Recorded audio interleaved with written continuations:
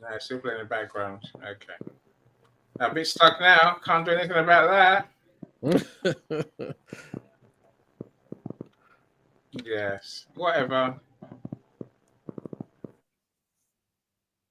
I have no idea what's going on now. I'm totally lost. You are live now. Yes. Thank goodness. At least we're Eventually. live, right? We are here. Welcome. Look, tech is doing what tech does today. That's all I can say. That background stuff was just tech being tech. What? We thought it was you wiggling. No, no, no, no. I wanted us to hear Cyrus's brilliant jingle, intro song, call it what you like, right? But we didn't. But we're here, my friends. We're here. So I say welcome to everyone who's joined us. Say of course, drop us a comment. Say hi. Tell us what you're up to. Maybe share a thought on our topic, the topic of desire. So of course we'll get to that in a second. So and then hopefully, if you want to come on stage, the link is in the comments section of the event page. You're more than welcome to come and share with us. We'd love to know your thoughts, your experiences, your strategies, your challenges, and any questions you may have on the topic. So I what's came for the video. you came for the video? Yeah. Are you recording your video? No. You have videos. You have videos to show, right? Oh, today? No. Oh No. man. Oh man. He's too funny. He's too funny, right? Yeah. Okay. I might try and find a video for you, just to keep you happy, calm, right? So I Yeah. might just find one on YouTube. All And see right. That will whether just I make get my anywhere day. near close. Okay, this one would do. I can't say it's any good. I don't know, right? I But don't know. we'll sort it out. And they're all quite short, and they're not Instagram things. Yay, yay. Okay, right. So I'll find a way to play that. Look, this thing called Desire. I know that that's a film, right? You know, That's a streetcar, that one. oh, that streetcar called Desire. Okay, fine, fine. See, in this life, I think we are driven by what's something called infinite intelligence, right? They're almost intangible things we can't see, but things that if they're there, transforms our experience. Transforms our lives almost. And then we try and capture those things to replicate, to share, to get others to understand and develop.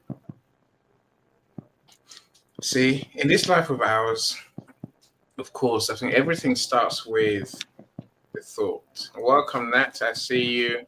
So, everything comes with a thought, right? Everything starts with a thought in our mind. And then we'll get to a stage where we turn that thought into this infinite intelligence, which comprises of, I guess, intuition, faith, desire, right? But so now the long and short of it is this, my friends. I think we nothing happens without desire. Desire is a starting point. You might figure desire is a substitute for many different words, right? That I could use will, drive, yeah, motivation, even. But desire is what gets us started. Desire is what helps us carry on over challenges. Desire is that it comes to the word desire. I think in a simple definition, is simply the want to do. That's what desire really is, right? And I think we live through this life, my friends, and many of us want, but we don't want to do. We haven't got that strong feeling of wanting. I want my bold idea to happen. I will do whatever it takes, as long as it takes, no matter what. Cyrus and I were talking before you joined us, my friends, about my slight predicament. Maybe Michael might have an answer. Michael, my Mercedes is going kaput. The battery has died, but it's a hybrid. Well, it needs a new battery, a new high voltage battery that these hybrid cars have, right? And Mercedes say, well, that's that's nearly $20,000. I'm like, I'm gonna buy another car. Right? The wife says to me, Annie, don't buy another hybrid. I'm like, because I cannot buy another hybrid, can I? Yes, I'm gonna buy a plug-in hybrid, not a self-charging one. One that's gonna give me 70 miles, 75 miles, free drive or electric driving. Whereas my current car doesn't give me any mileage and without putting my foot down on something, right? If it's going down a hill, then it says that obviously it regenerates energy and then it can run itself down hills. But on the main of it is, it's what it's a car, right? Now, my point is this: my desire for a Mercedes is unshakable. Even my son said, "Don't get the same car, Dad." Okay. I'll grant the world that I shan't get an E300.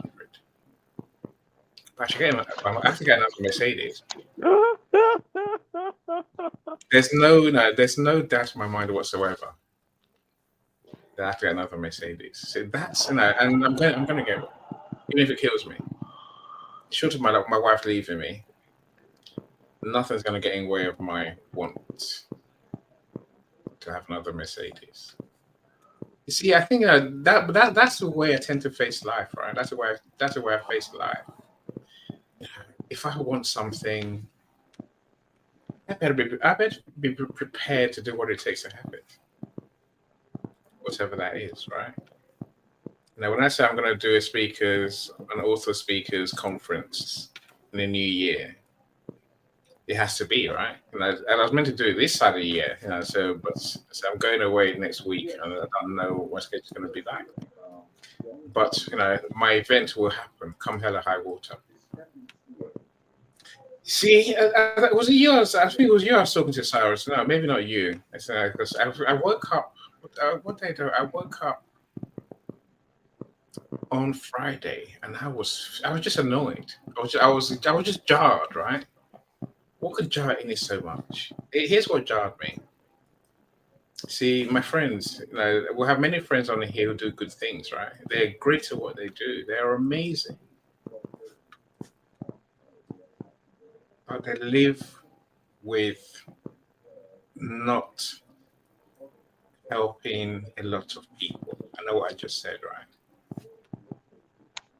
The people don't benefit from the genius because I don't know, they're quite happy to not be delivering to clients, which I think is just crazy. I think that is so balmy. How can the greatest of the great come out with some weirdisms? The conversations we have recently, now you see there's a pattern to it. I didn't just wake up to talk about one thing or another, right? If you don't desire money in your business, it means you're not serving clients. If you don't desire wealth, it means you're not serving clients. If you don't desire success, it means you're not serving clients.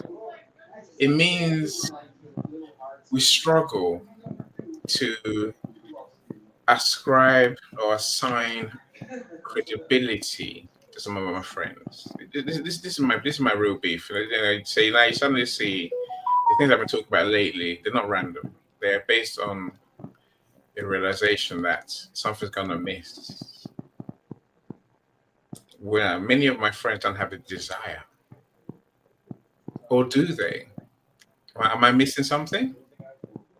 Because I truly think if you have that desire, you're unstoppable. You are literally unstoppable. Now, how many of us you live in comfortable? Well, I say it's not even comfortable. It's the same old lives, wanting things to change and not to do anything to change them. That's why I've got my topic today about desire. I want us to unpick it and maybe even look within ourselves to what it really means to have that desire. Now, of course, I'm hoping at the top end that when we decide that we do have that desire to do what we want to do, whatever that may be, we're a bit like Cyrus. We get up and we do it. With that, we'll achieve more goals. With that, we'll achieve our purpose. With that, we'll build wealth. With that, we'll build success. And we'll build credibility to serve more people. With desire, we don't ask the question, what if it goes wrong? Because the thing that builds desire, the foundation of desire, is knowing, is faith, total faith, right? Now, and our thinking doesn't sabotage us.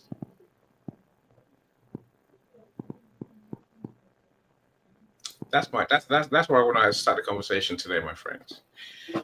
Mr. Cyrus, you were here first. Feel free to share with us. So you're gonna have to do without me for a minute. So I'll be right back. Cyrus, please share with us. Yeah, sure. Can you hear me, guys?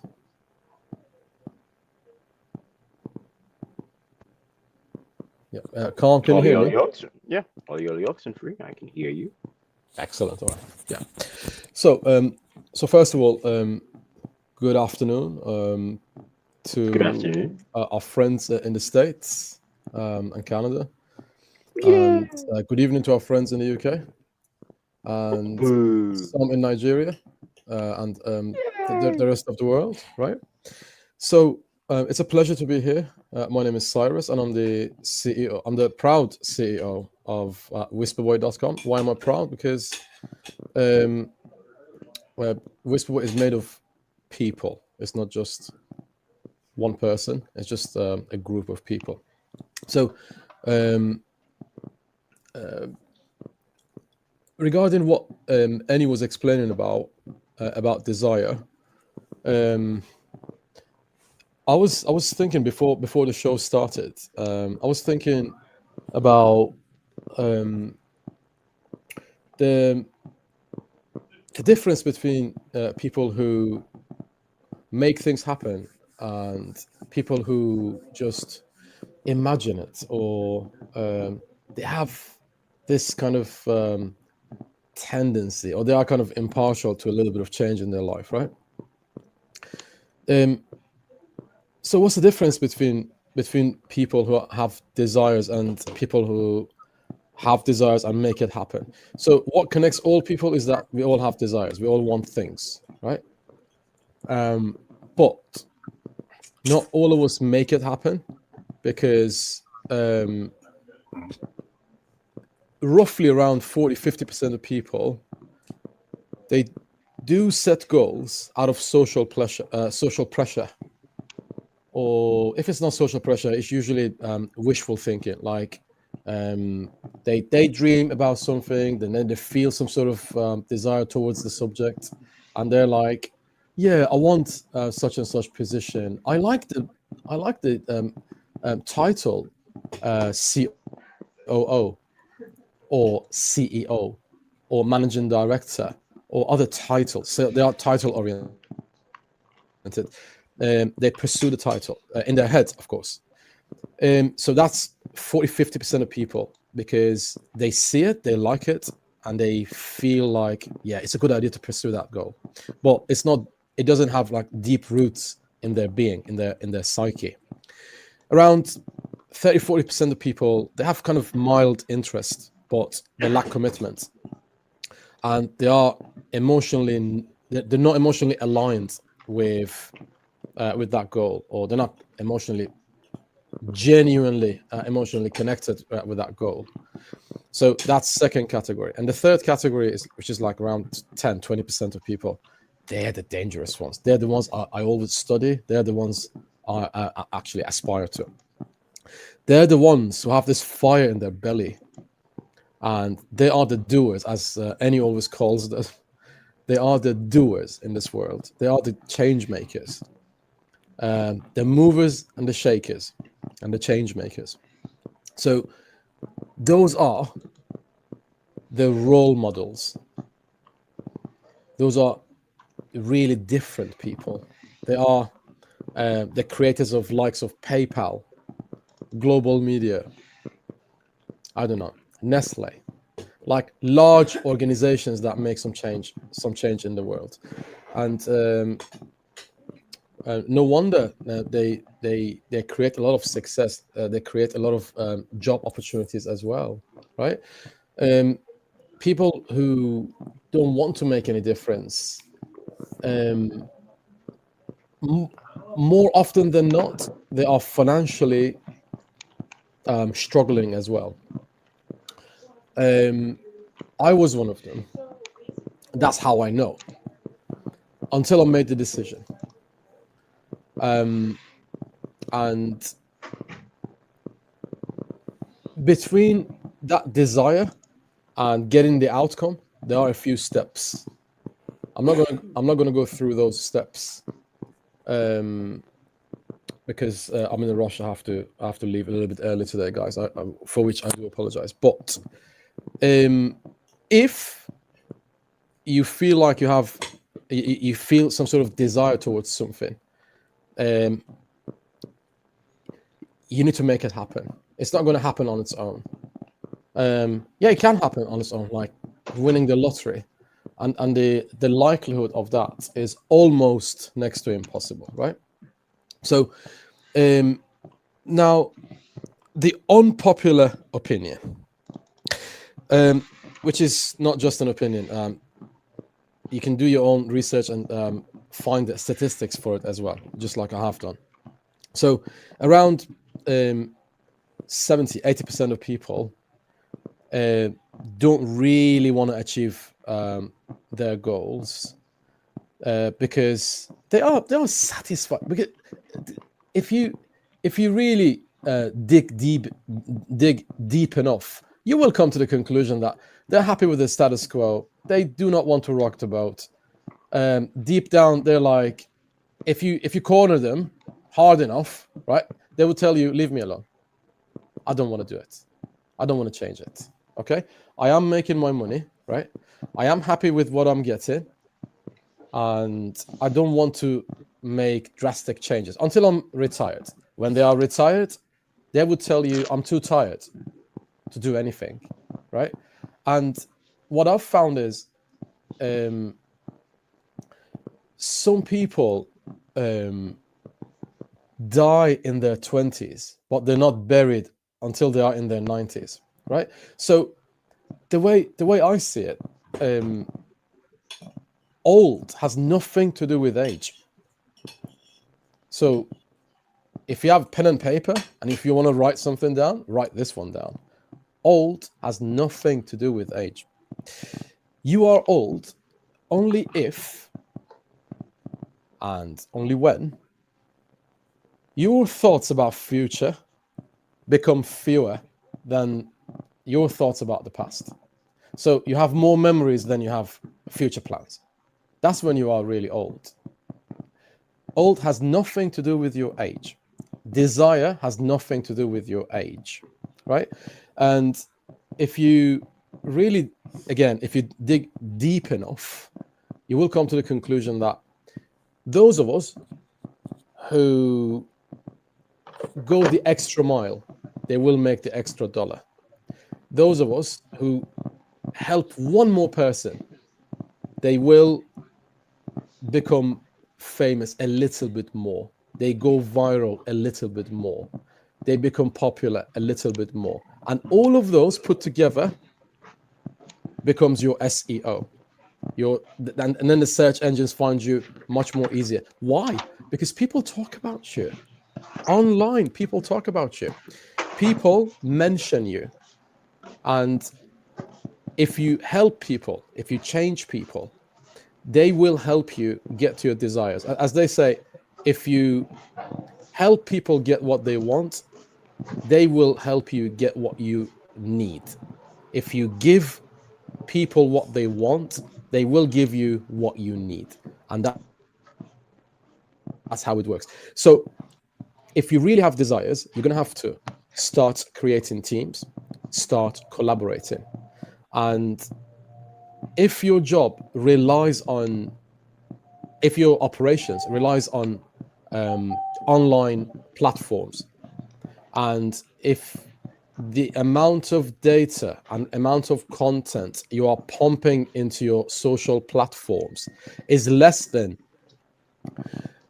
300 minutes per month, you are wasting your time, and your desires remain desires.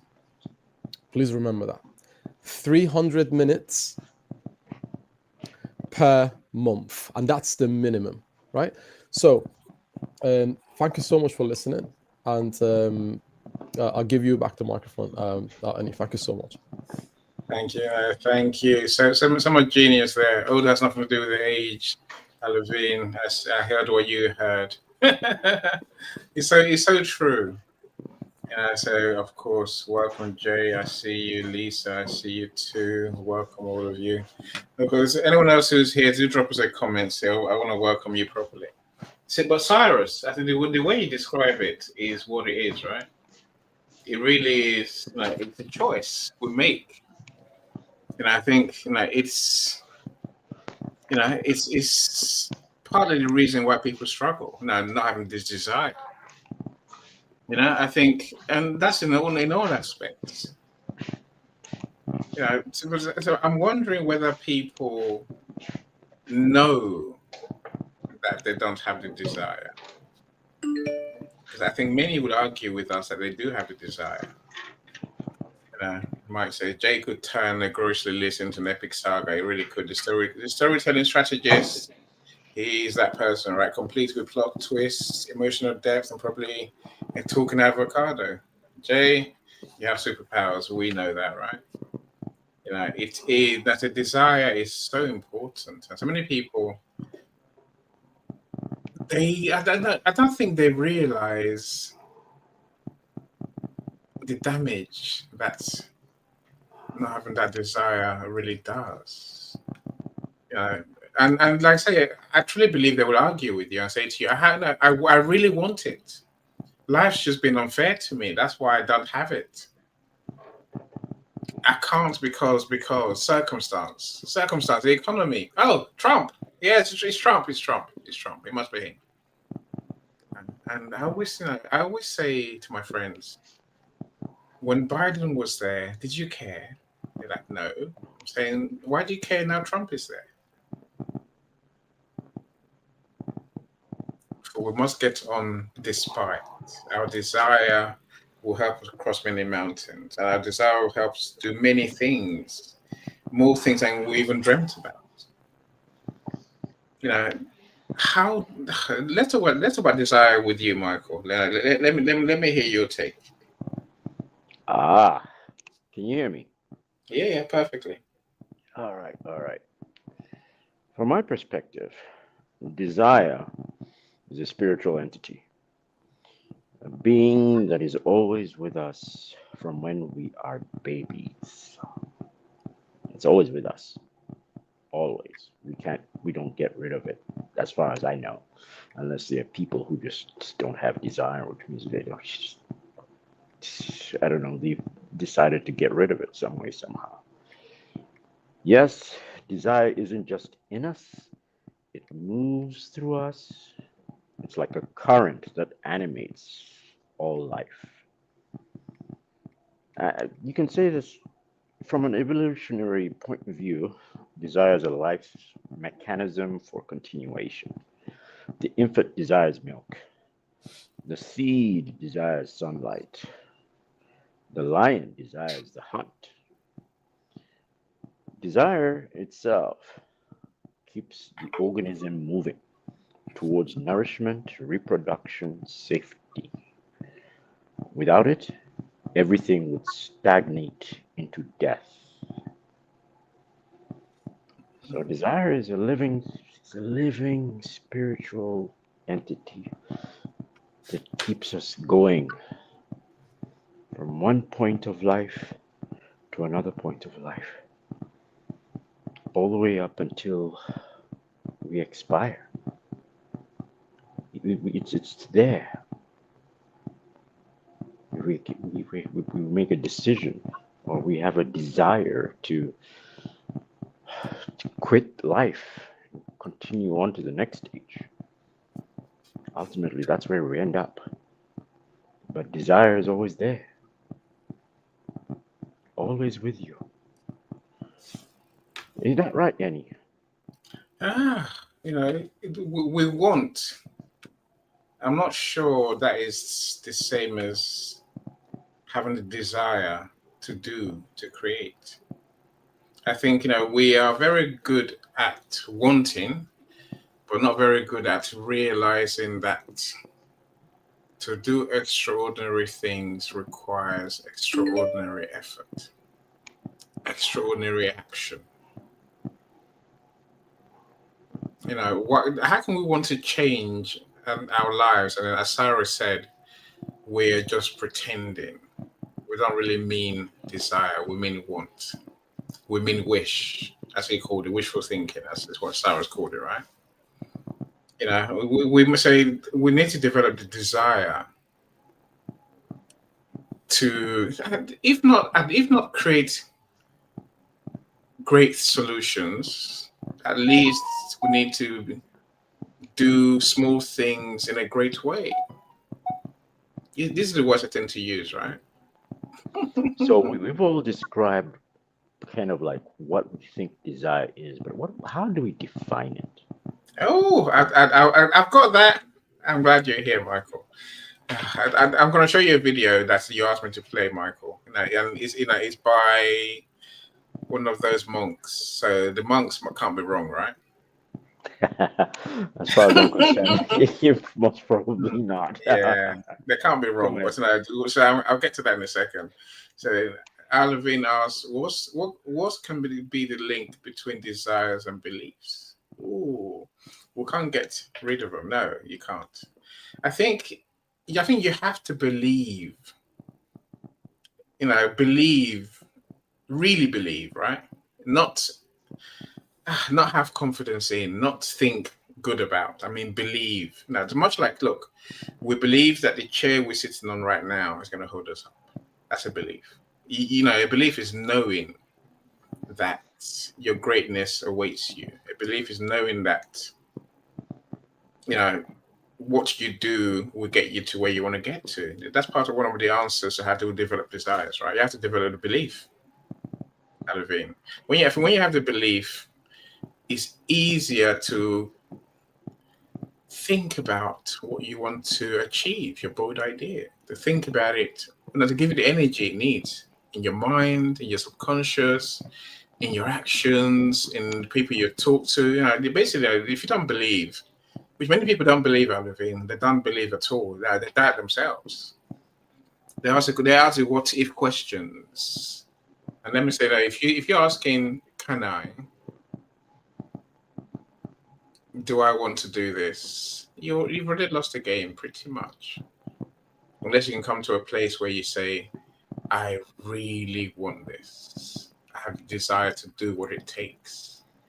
But without beliefs, I think if you don't believe in what you're trying to do, your desire is not going to come.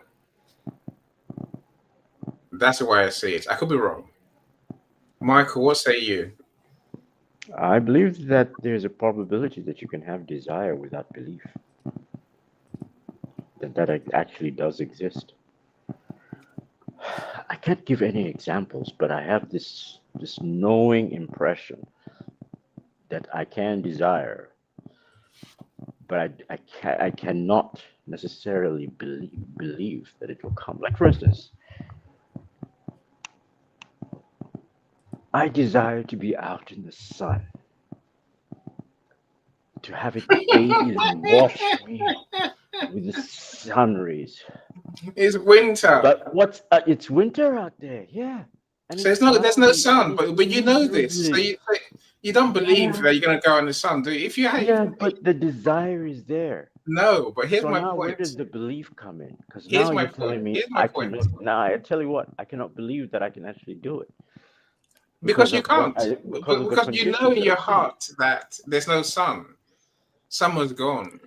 No, the sun is behind the clouds. It's behind. No, the sun's I not know behind the it's there. clouds. It's winter in our parts of the world. I'm saying this is a perfect example, Michael. This is Why it do is we a fool perfect ourselves? example. That's why I'm saying I have a desire. You haven't got a desire. You got a wish. Even in the middle of winter, You don't have a desire. You have a wish. I should be No, able no, no, no, no, no, no. No, to desire enjoy is the something sun. so much stronger. It's not a wish. It's It's a a wish. desire. It's not a desire. It's a wish. No, I don't. I I want to go out in the believe. sun. Oh, but any, it's We'll 6:30. argue about this forever. Let's have another third or fourth person interject, please. And Alavin, I agree with you. So I know a lot of people who don't believe, and it's for that I bring this question. Exactly, Michael. That's a point. If you don't believe, desire is not you. It's nowhere near you. No, you can have Right? desire and not No, believe you can't because have the desire. science No, no, tells no, you no, that no, it no. can't happen the way you No. think it can't happen because of the conditions that are currently there. But it doesn't Look, mean that I can imagine cannot happen. in some situations you can have a wish. Desire is something else. Is my point today, Michael. Desire is something that you're willing to go all out for, to have, to do, to be. A wish. We all have wishes. That's not desire. That's not going to move. They're always moving into action. Whereas a desire is a strong emotion of wanting, a strong feeling that I must do this, I must have this, I must make this happen. That's desire. And we need to get ourselves to that level of wanting, of genuinely wanting to become, to be, to do, to have, to make happen before we can say we have desire. Anything else is, when a baby cries, right? Yes. It has a desire for something. No. But Hold on. The baby wants something. The baby wants. It just cries. No, it wants something. It's not a desire. And then it stops. But you can give it anything, and it will stop. You can That's not true. You can give it your finger. Yeah. Without the milk, and it will Yes. still stop. The baby will suck your finger for about 10 seconds, if that, and then say, no milk. But still, Mike, talk to us. Mike is back on the wrong tree. Go on, Mike, and give us your wise insight. Well, you've been studiously ignoring my wonderful comments, so I had to come on stage. I haven't seen them. And okay, I restarted my computer, right? And it's because I'm quibbling between want, desire, and passion. Mm-hmm. And I don't believe desire is strong enough of a word to drive us to do what we need to move beyond a desire or a feeling and turn it into action. That's what differentiates the people that are doing, being successful and not, because you can have a wonderful idea. You can have a desire to be a world champion runner, but that's not going to make you a world champion runner. So it's my belief that, talking about beliefs, that you have to have a passion, because the passion will carry you through. You have to have something very deep inside that says, I have to do this. Yes. I have to do it so badly that I am basically willing to do almost anything to Yeah. make it happen and turn it into action. So would you say that passion is born out of desire? Yes. I don't know. I'm trying to figure out if I agree with you, Michael, because I was like, is desire a spiritual aspect? And then I started to think about avarice and comparison and everything else, because there is something that is spiritual. Yes, there is something spiritual. I think it's a very deep, and I think it's gifting. There's something in the gifting too, because that's what somewhere I had wrote something about our thoughts, gifts from the divine, and I think to some degree they are, but I think that if we're not aligned with our gifts, I don't think we're going to be successful either, because if Michael wants to be a rocket scientist and he just doesn't have the wherewithal to do it, it doesn't matter what his desire is is. It has to be aligned with your gifts. Yeah, I said that. I agree. Look, from the spiritual side, I can accept from what Michael said is simply that this is not just a feeling. It's not just a thought. This is desire. I think passion is an equally good word for it, Mike. I think it's that drive. That's another word for it, right? In your soul, in your subconscious. Yeah, it's a deep. But it's deep. To me, desire is almost surface or a little bit above, or a little more than a want, right? But to me, passion denotes something very deep and something that's going to act as an anchor, because and you're going to run into rough times. Life is not a bowl of cherries, right?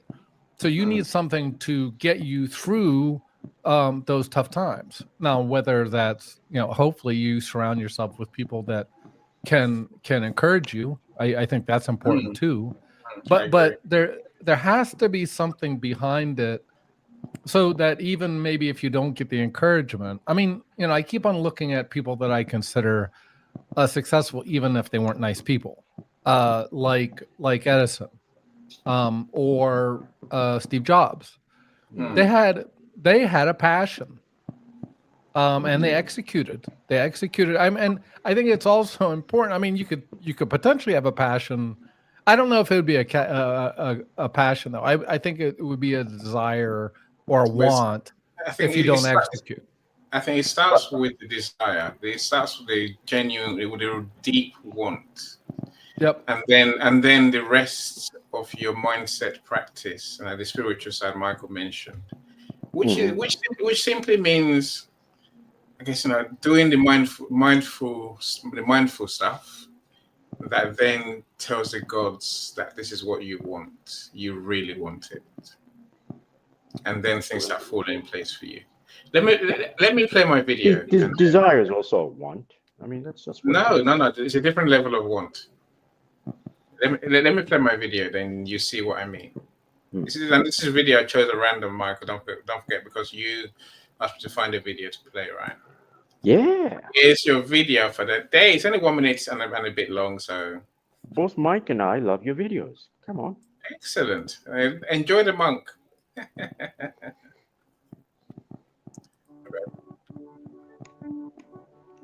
The real definition of a desire is it's a thought that you haven't been able to abandon. It's a thought that you haven't been able to let go. I think of a cappuccino and I want that cappuccino. It's a thought that came to my mind. If I let go of that thought, I don't want a cappuccino. Fine, that will not translate into desire. Yeah. But if I'm not able to drop that thought, I would want that coffee. And if I don't get that coffee, and I have the desire for it, it will also turn into emotion. It will trigger many emotions. I tell you. It will evoke emotions. Oh, I'm feeling frustrated. I really need a coffee right now. It all started from a thought. So desires make the world move. I tell you. You know, if you are to really think about desire, like in the body, desire is like Hold on. You have another movie? And stop sharing. I don't know how to go. There's always, okay. they confuse me half the time. Okay, there you go. Okay. Go on, Are you Michael. all right now? Are you all right now? I'm all right now. Oh, cool. Mike, are you all right? Mike is always all right. Mike is fine. Mike's a G, right? He's that man. I think Go. that desire is, if you're to actually really pinpoint it, it's like the water in the body. Water. The water of the body. It's always there. You can't heard what live the man without just the said, water. right? You heard what the man just said. Like what No, our he monk said, friend he said about thought. Yeah, he said No, he thought. says, it's the thoughts you can't let go. You The can't ones let that you go. can't leave, that you can't let go of. It's just like water. It dominates your your body. thought. It's just like water in your body. You need it all the time.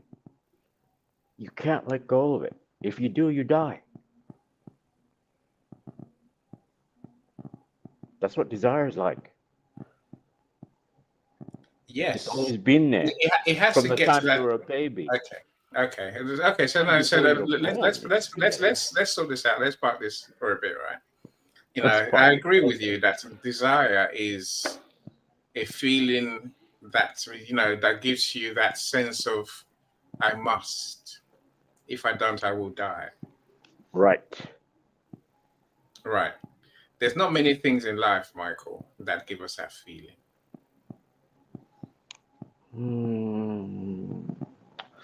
I guess maybe not. I mean, we have to really think about that. That's a good question. Right.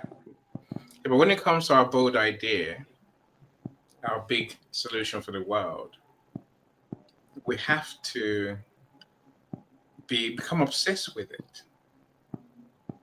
Think about it. It dominates our thoughts, and we make the choice. If I don't do this, I will die. Yeah, it has to be that big. Right. Or it should be that bold. Very few people, as Sarah said, 95%, maybe 75% of people don't have that level of intention, that level of want, that level of desire for what they think they want. The thing that they talk to us about. This is what drives me crazy, right?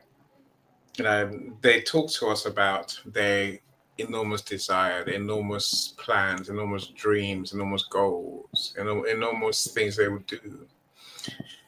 And you know what, Michael? They don't do any of them. Maybe I'm annoyed because as a supplier of services, I see many of them, right? They come to me. I mean, there was one the other day. So yesterday I was talking to Alexis, and this man comes to us and says, "I want help with my books, but I only want editing. I really want to publish my book, but I don't want a publisher because I don't want to make a lot of money." What are you talking about? You don't want to make a lot of money. You haven't published a book yet. And if you publish a book, going back to Alavin's question, who says you're going to make a lot of money? But he thinks he really wants to publish his book. Michael, who will never publish a book. I know that. Alex knows that too. You know that now. Yeah, but doesn't he also know that as well? Then why are you wasting our effing time saying that you want to publish a book, that you desire to become an author when you don't desire any such thing? Did you ask him that question? No. Why not? Because it's a lie. It's a lie to yourself. It's a lie to himself, and it's a lie to all of us. Annie, you just missed an opportunity to learn something new if it was a brilliant idea. What did I miss, Michael? I don't know. That's the big question is, why didn't you ask him? Why are you doing this? What for? What He's is a your end goal? joker. You can't just don't assume that everybody is a joker. I'm not assuming. It's clear he does It's not not have clear. a desire to become an author. From the story what more do you want to from what say? you just told me, it's not clear that that is the case. What is clear is that he just wants his book edited. He doesn't want to go on and do publishing. I'm like, okay, that's fine. And then, did you give him the numbers? This is how much it's going to cost you. No. Editing of your book. I stopped the conversation at that stage because if I know you're not serious, I begin to ask myself questions. Well, what is the seriousness here? Are you serious about getting a client who can give you money? No, I want someone who had the desire to publish a book and to make their book a success. You see, this did you is let him know? Did you let him know that that's what you hold on? This is the weirdism, right? People come to me, Michael. No, so that one is a joker. Let's park that one, right? The people come to me and they say, publish my book, any, launch my book, any, make my book a bestseller, any. And I do everything they ask of me, right? I make the number one international bestsellers, right? 3 months down the line, you're like, how's your books going? How's your book sales going? How's your world changed? They're like, oh, I didn't sell it anymore. After we sold those. The reason, Michael, is because they don't have the desire to become successful authors, to make money, to impact the world. They haven't got any of that stuff. The desire is not, they haven't got it. And then they look at me and go, but I thought you were going to do it for me. No. It doesn't work like that. You must have you must have the desire to sell your books. You can pay me you pay me a lot of money to market your books, but that's a different conversation, right? Go on, Mike. Yeah. Well, it goes back. I think we're sort of vigorously agreeing, and I think Michael maybe is trying to make to draw something out, or I could be wrong, but that is also possible too, Mike. Yeah. Well, no, it's like, and the only thing I'll say in that regard, you're drawing boundaries.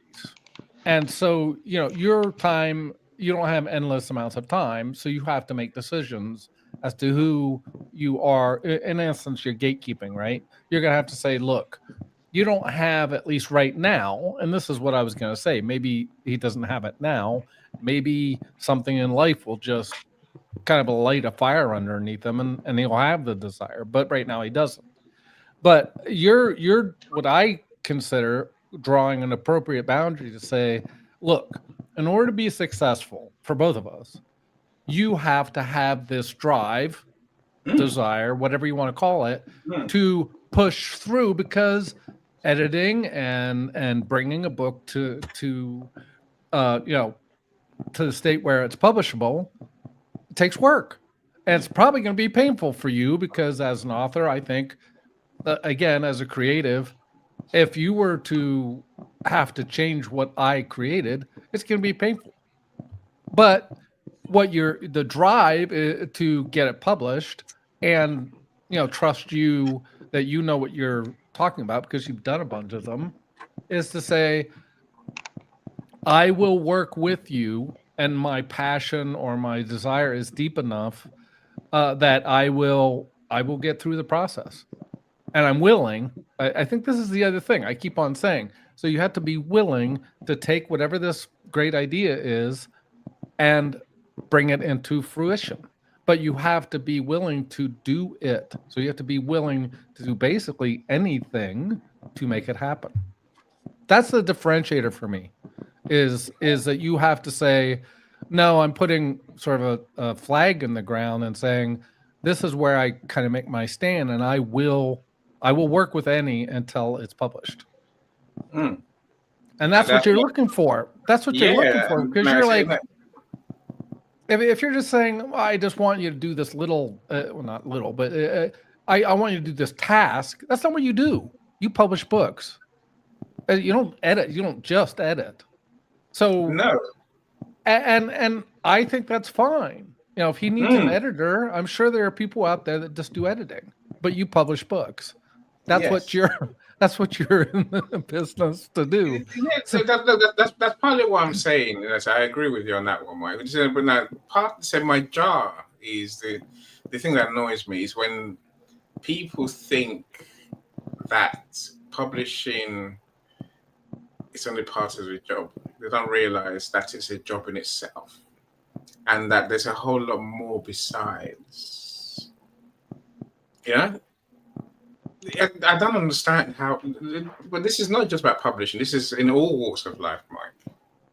Are people who I would say marketing is probably, it's not more important, but it's a big part of publishing is the marketing. How the hell? But they're not willing to pay me for it. They're not willing to pay someone for it, and then they wonder why they haven't sold. You know, I got new clients yesterday. She comes out. I look at the book. I'm like, oh, your book's already published. Great. And you have, who's your publisher? She gave me the name. I can see it in the book anyway, right? Oh, they didn't do what? They didn't sell my books. I'm like, I'm not going to sell your books either. Unless you pay me a king's ransom to sell your books, which is a whole different service. Now, people, they expect, Mike, and then, and Natalie talks about expectation management. That's partly the issue. But this is not necessarily about my books. This is about achieving our big ideas. And people come with big ideas with the same wishy-washy, wants, needs.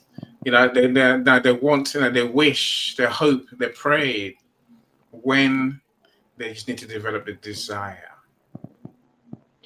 Okay, Annie, is there a way in which you can kind of like invoke that desire out of them?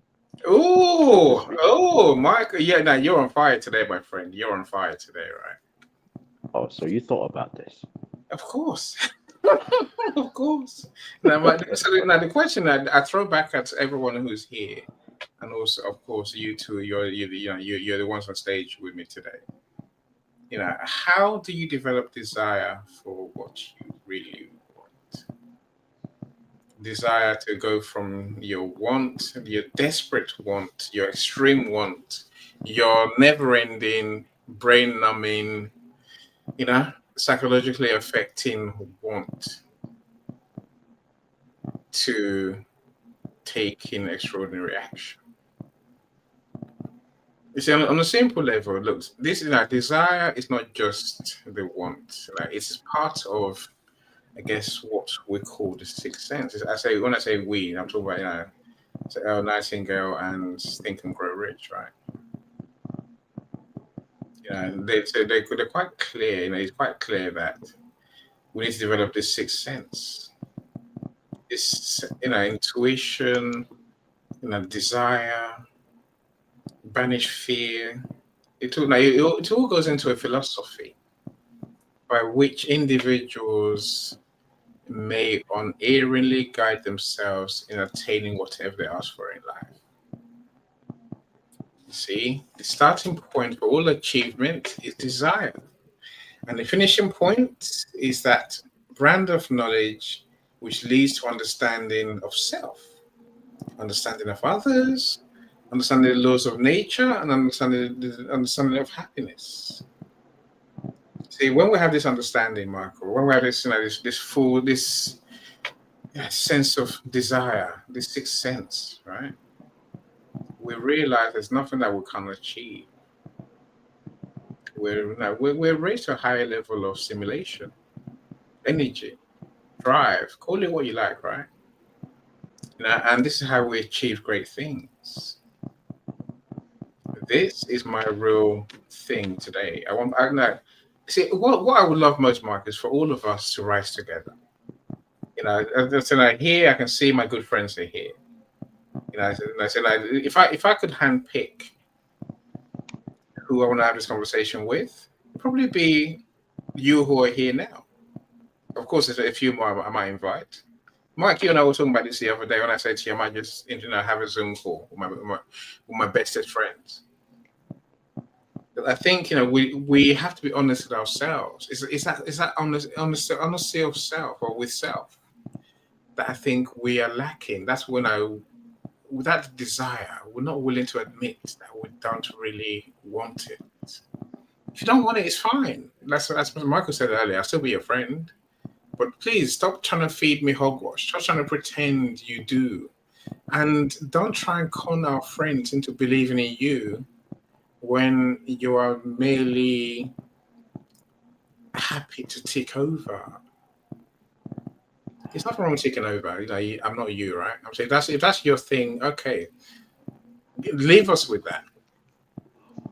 But if making songs is your thing, like Mike, you will put effort in. You will find it within you to go above and beyond. If you want to, I asked early on in the comments, do we actually develop desires or do we amplify? And I believe we amplify, because I mean, we're kind of dancing or sort of saying this sort of the same thing, maybe in different ways. Is this has to be deep? I don't think you can just have a want and then fly with it. I don't think you will be able to do it, because it's not a deep enough, rooted enough force in your life. And again, I think we may have a want or even a desire, but it doesn't align with what is inside of us. So I'm drawing these distinctions because I think they're important. Is like I said, I could want to be a sprinter, but I don't have the physique to be a sprinter. You're lying to yourself, Mike. You can do it, Mike. You can do it. Yeah, I just had a quad bypass. I don't think I'm going to be going sprinting anytime soon. But my point is, and you hit the nail on the head just there too, is we have to be honest with ourselves. Again, if and I also think people look at successful people and say, well, I want to be that, but then do you really want to put in the work? Like the hours, like pick one. Like Elon Musk. Again, I don't care what you think about him politically or otherwise. He put the work in. Or pick one. Again, a lot of them weren't necessarily nice people, but like Edison tried to do the light bulb 2,000 times or something. Well, he had a passion to create the light bulb. Otherwise, he never would have. But he had that. I guess my point also is very important. Is he had that skill or whatever it took to create the light bulb. He had something in his mind or whatever, and he had an idea, and he kept on honing until he got it. And then he went on to steal other people's inventions and stuff. But on the light bulb, as far as I know, that was his.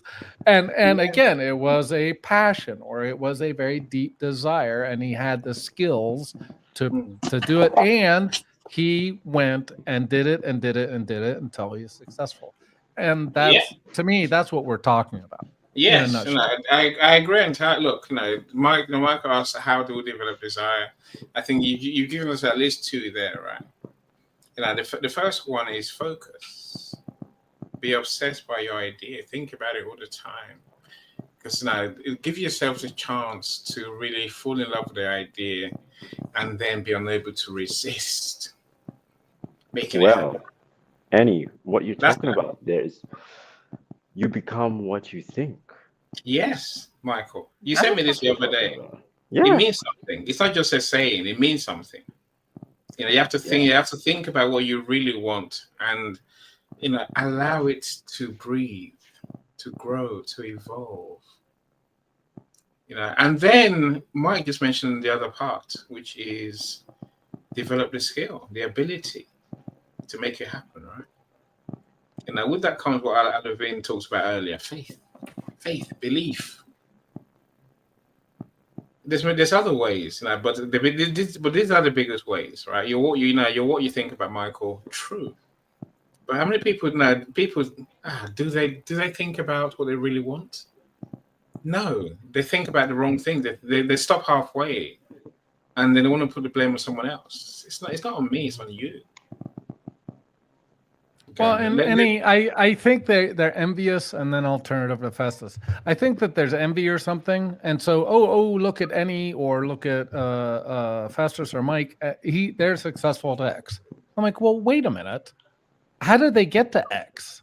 How did they get to where they were are today? Like, I have 40 years in cyber. I didn't just arrive like poof, and then all of a sudden I'm a CISO. And I think, unfortunately, sometimes people do that, and they're like, well, Michael Jordan is, a billionaire. Well, yeah, but what did he have to do to get there? What did he have to give up to get there? What did he have to do for years, before his mother made a deal with Nike? He didn't get that. He didn't get that deal by accident. So I don't know. I think like I said, we're sort of dancing around the same thing, is that you have to have a belief in yourself, but that's based on something. So you have a knowledge. Either you have the rough, you're a diamond in the rough, and that you can cut and polish and become a diamond. So you develop, like you said, you develop that skill. And you hone that skill, but you have to you have to have that skill in the first place. Like I said, I'm not going to become a world-class sprinter. No, you can run. We can make you the world-class sprinter for your age group. How's that, Mike? In the US, for the age group, yeah, in my little region, in my little county, yeah, okay, in my town. For my nothing is impossible, Mike. You got enough to start. How about we get in the Guinness Book of World Records? How's that? I'm saying we can do that, right? We'll do that for doing the most amount of tracks on Suno. Okay. Yeah, look, I can hear, I can get what you're saying. This can feel like a cyclical argument, but I think it's more fundamental than that. If only because of the spiritual side that Michael mentioned, because I think if we truly desire, if we follow the steps that we talked about, be obsessed, think about constantly, and be unable to let go of your big idea, I think the gods will help us, Mike. The gods will put things and people and things in front of us that can help us. But I think people miss that spiritual angle. To their detriment. That's the only way I can put it, right?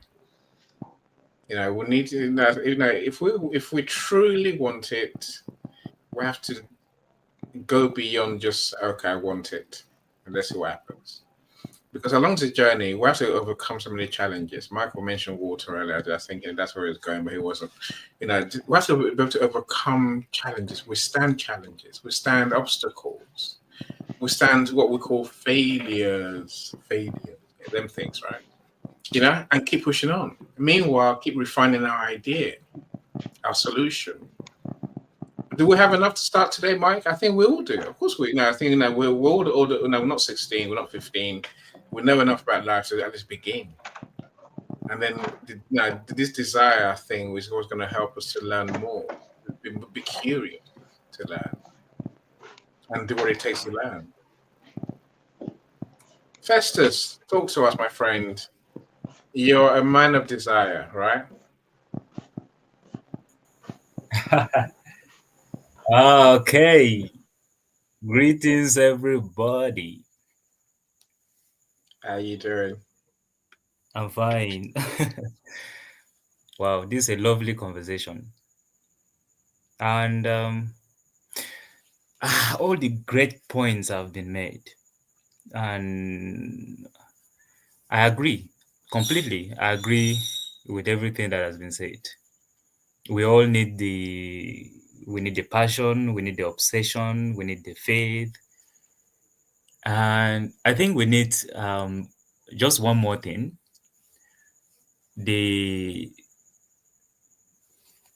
desire to believe that we have the capacity to make something work, and that capacity can only be known if we keep doing something regardless of how much we fail. So because I know that all the people who don't get to achieve great things in life are not that they don't have what it takes, but because at some point they feel because they are great, certain things should just happen. So they don't push to the extent that they are going to unlock the greatness that is beyond or the super greatness that they had. What I'm trying to say here is this. There's a common trait for almost all the people that are super successful, the people that changed the world, and the people that left amazing legacy in the world.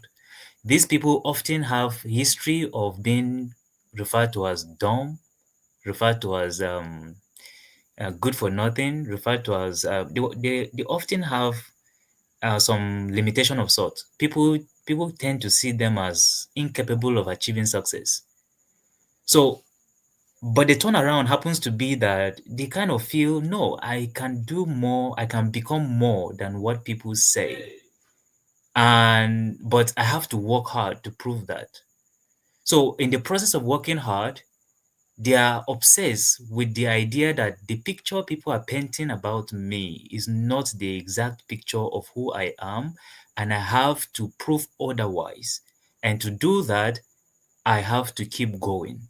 And here's one key ingredient in that movement. The movement is I have been called all the bad names in this world. There is still one thing I have not experienced: good names. I have been called the dullest one. I've been called the poorest or the useless one, but I've not been called the best. I've not been called the good ones. And I'm like, the people that are good, how many hates do they have? So these are the kind of people that move on to really change something in the world. They are so concerned about a different narrative about themselves that they push so hard to make it work. In summary, my point here is this: we need the faith, we need the obsession, we need the passion. We also need to get to this point where we are more concerned about proving a point that is greater than what people think about us.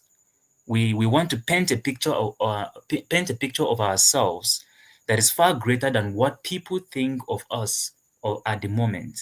So like we get to that point where we feel my today is not that special, but I want my tomorrow to be super super special. So regardless of what people think of me today, I have to do everything within my power to change or make something more even greater than that. So that process creates this love, this desire. It creates the desire that Annie talks about, and that desire tend to outlive the names that they receive, because each time they get those bad names, they remind themselves that, oh, I've heard this one before. Okay, I'm just hearing this one now, but it's not the name I want to hear.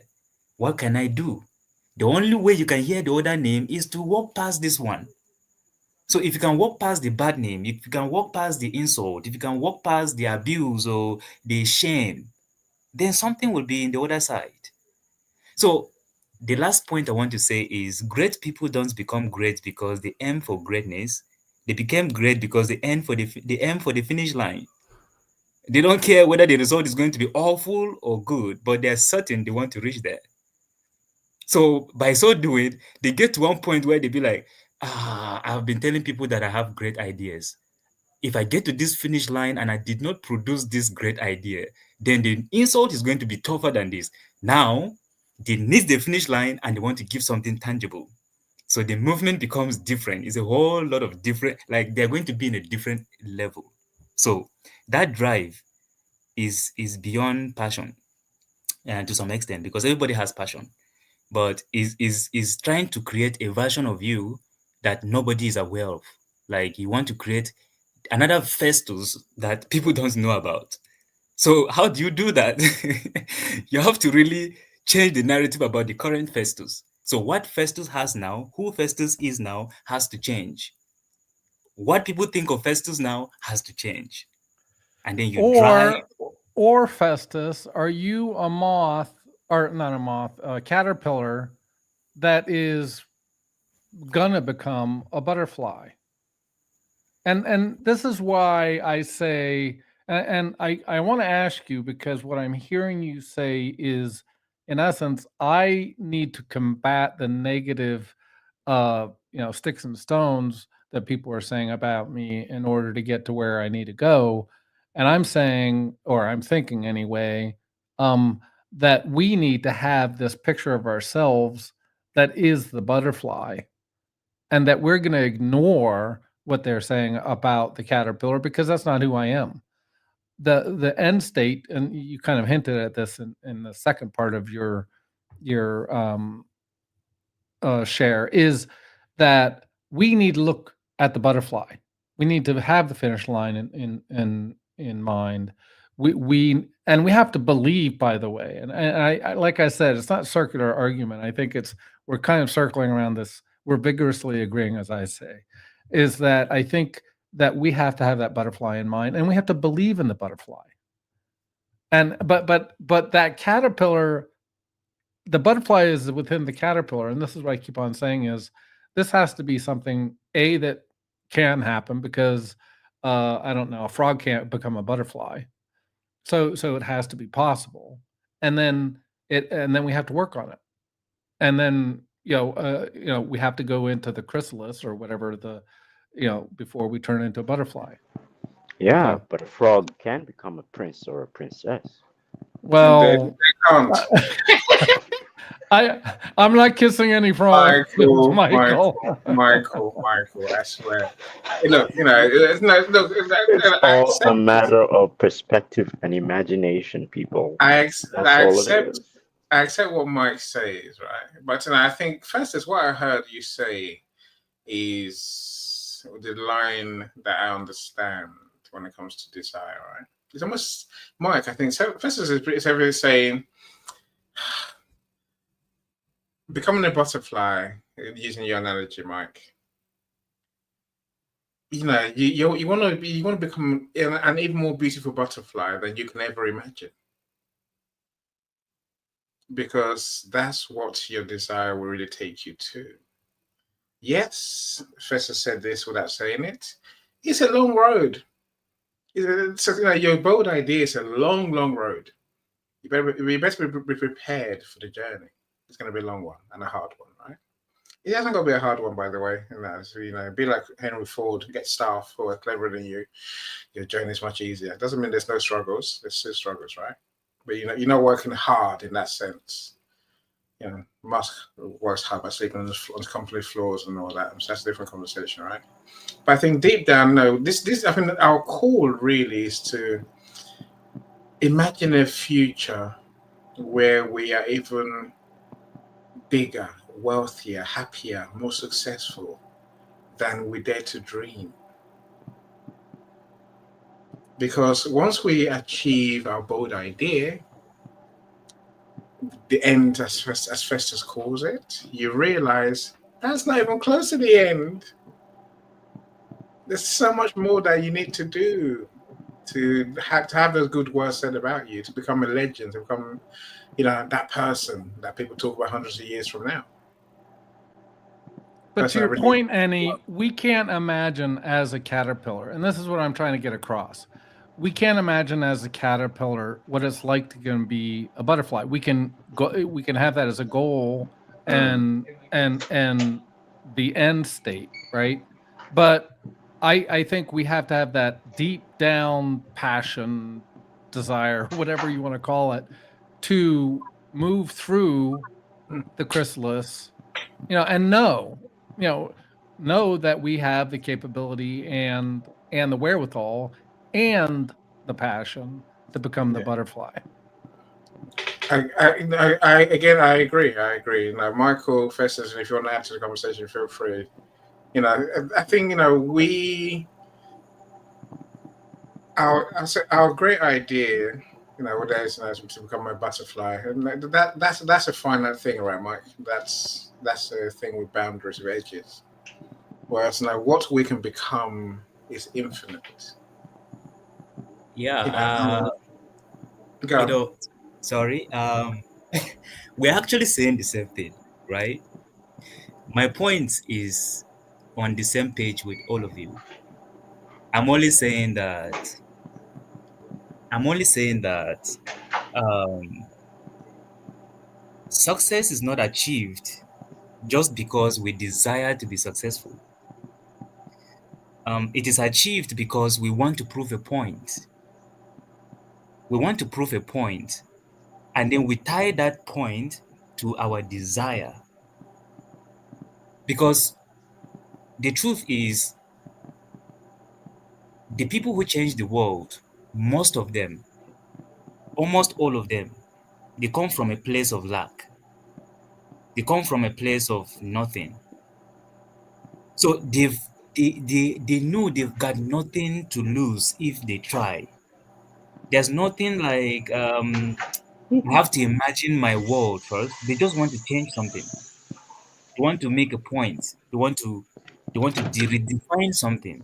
And they also want to redefine how people think about them.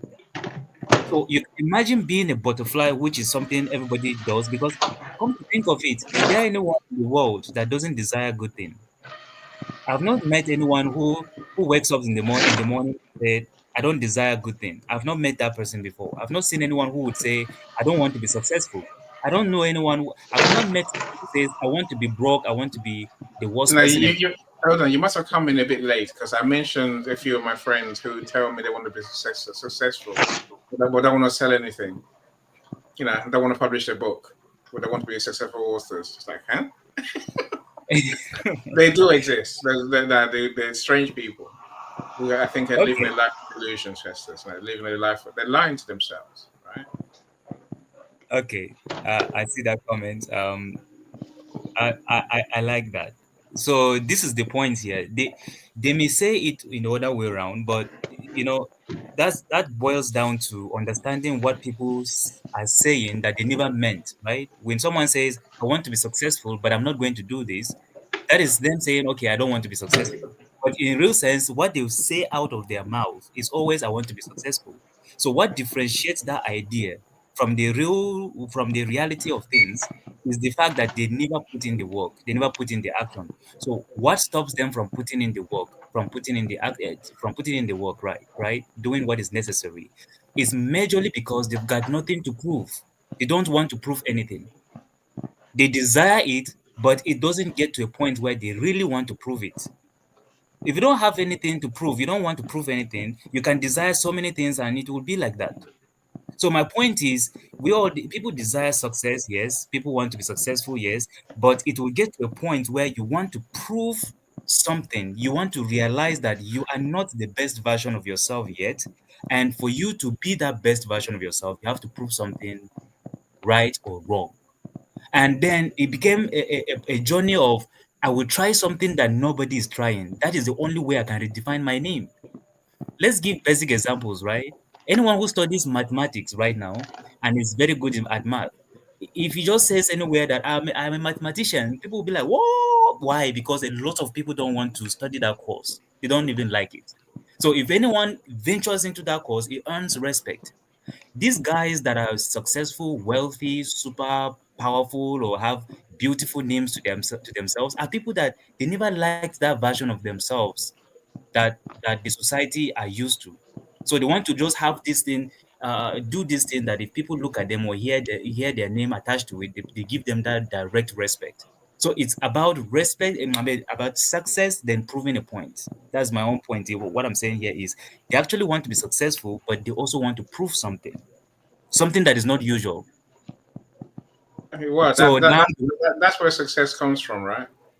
your bold idea is a unique thing to you. It's your unique creation, unique gift to the world. Look, Exactly.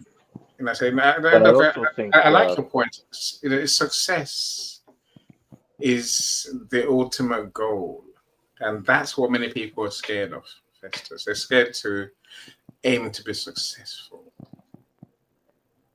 Maybe I'm just wrong. I say I can Yes, accept. they're scared to do the work. Yeah, they're scared to do the work as well. But I think somewhere down the line, there's so we'll talk about how do you get to that success? How do we'll talk about now. So have a dream.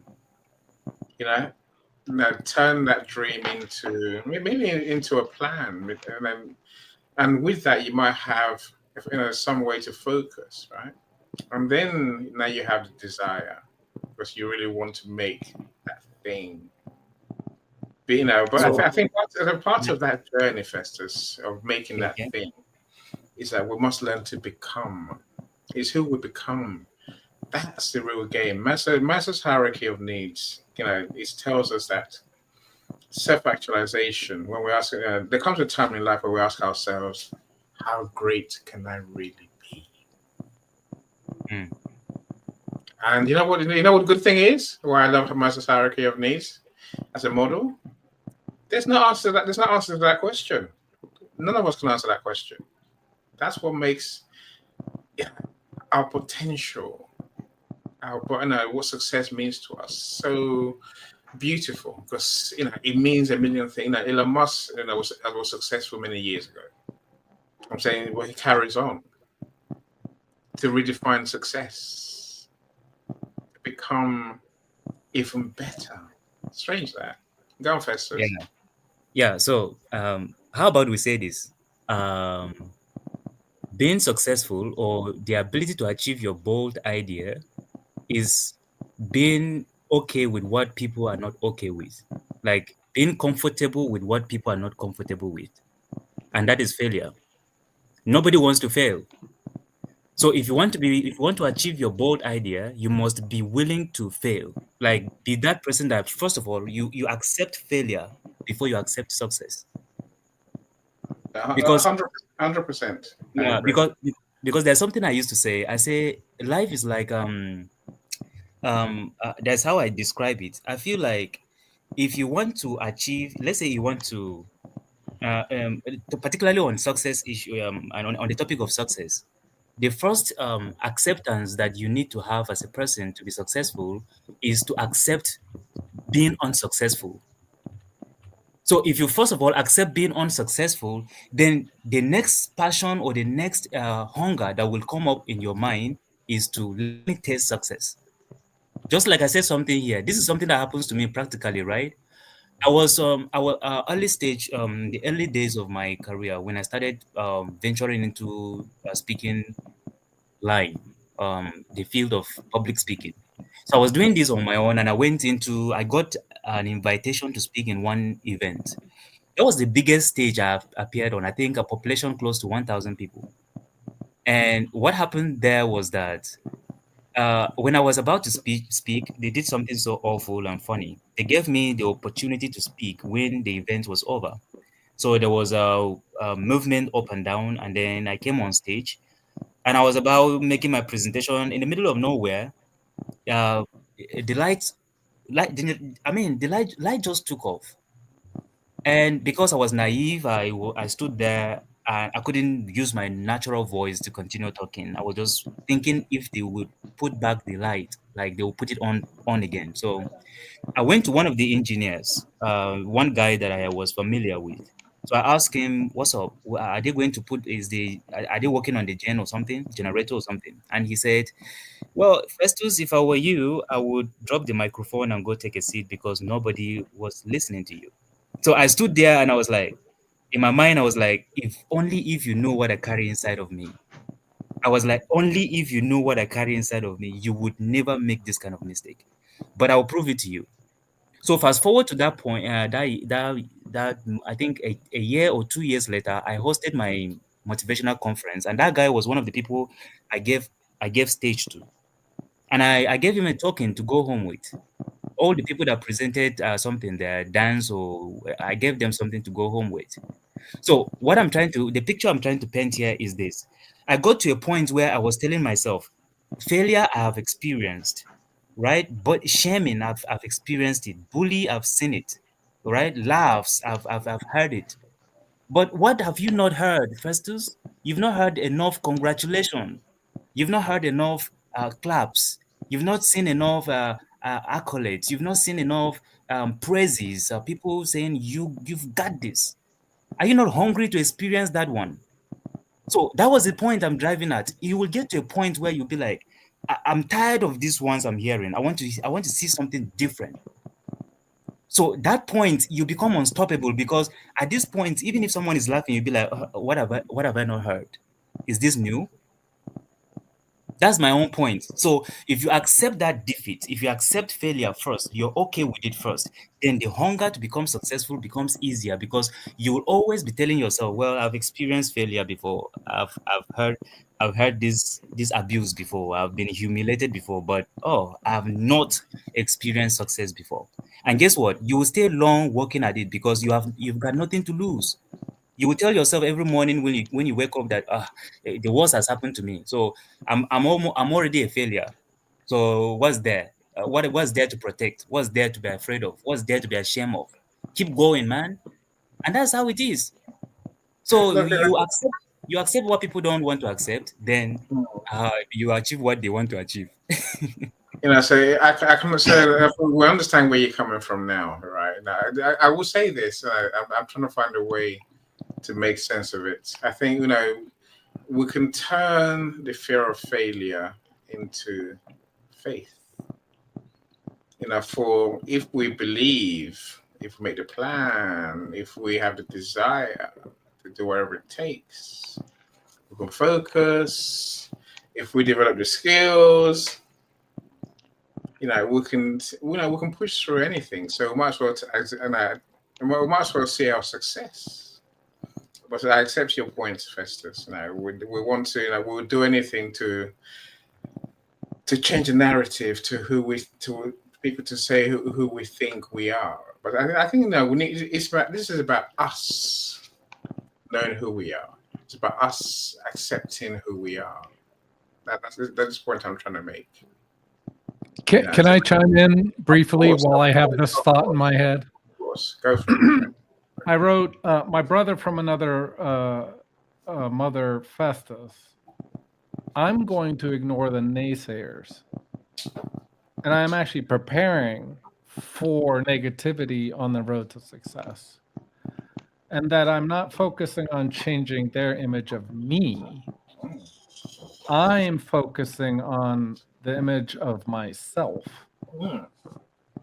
as the butterfly.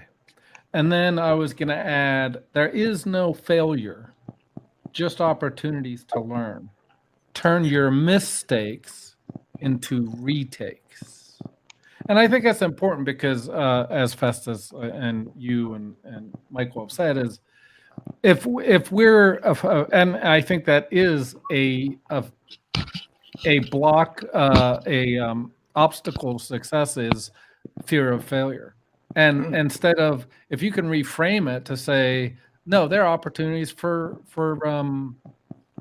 to learn, because again, Edison 2,000 times. Well, on the one, I'm sure he probably wanted to give up on the 1,999.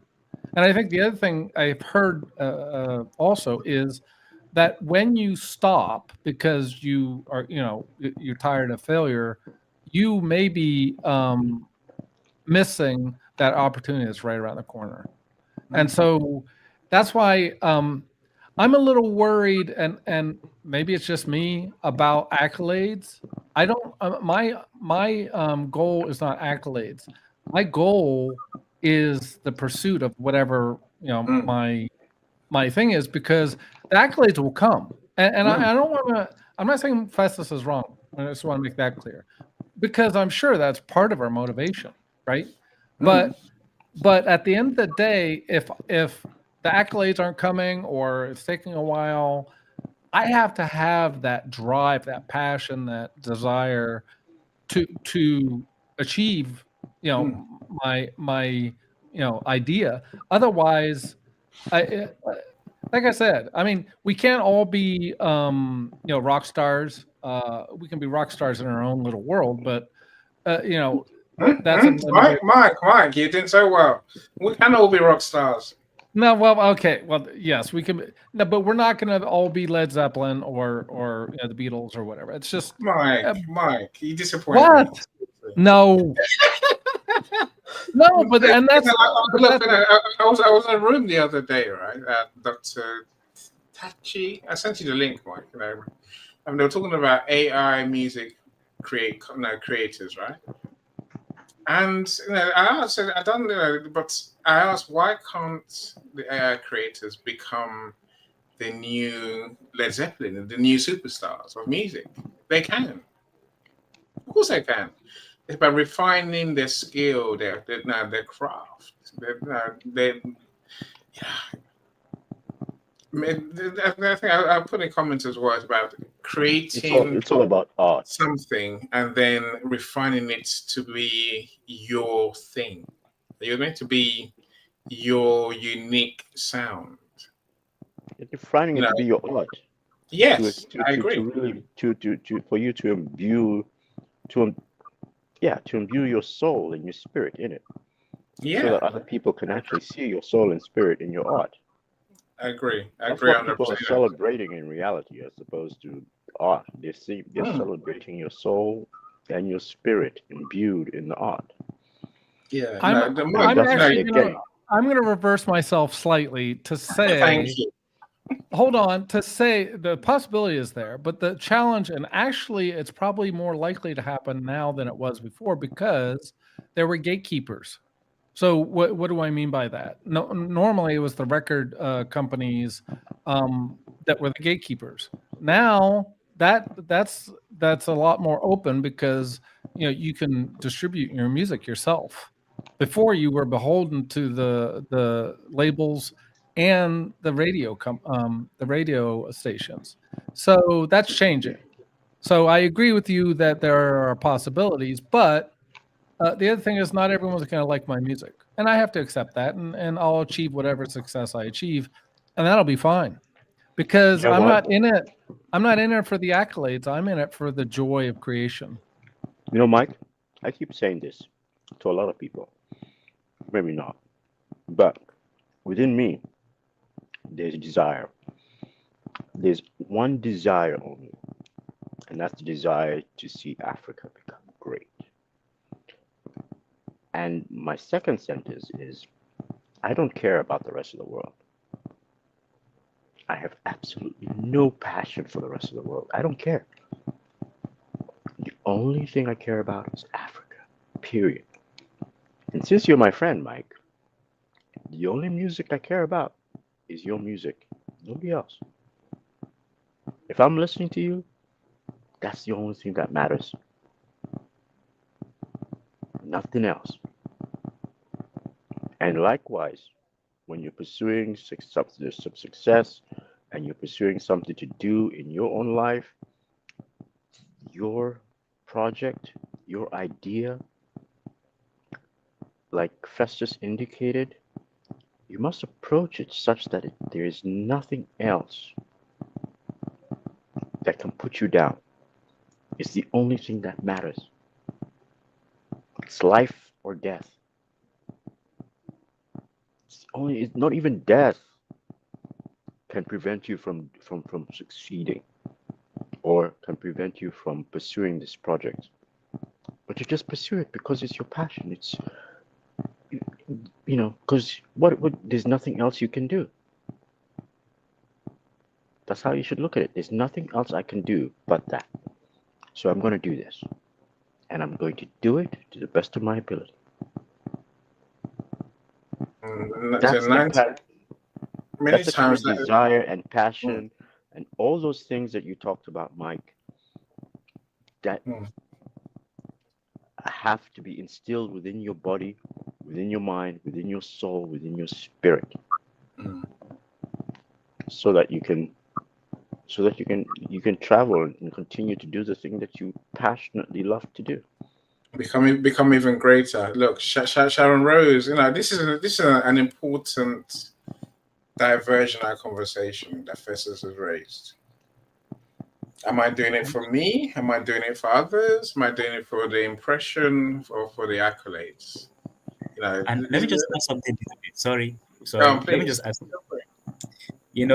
My own points actually. I didn't name what I was supposed to name to make my points more clearer.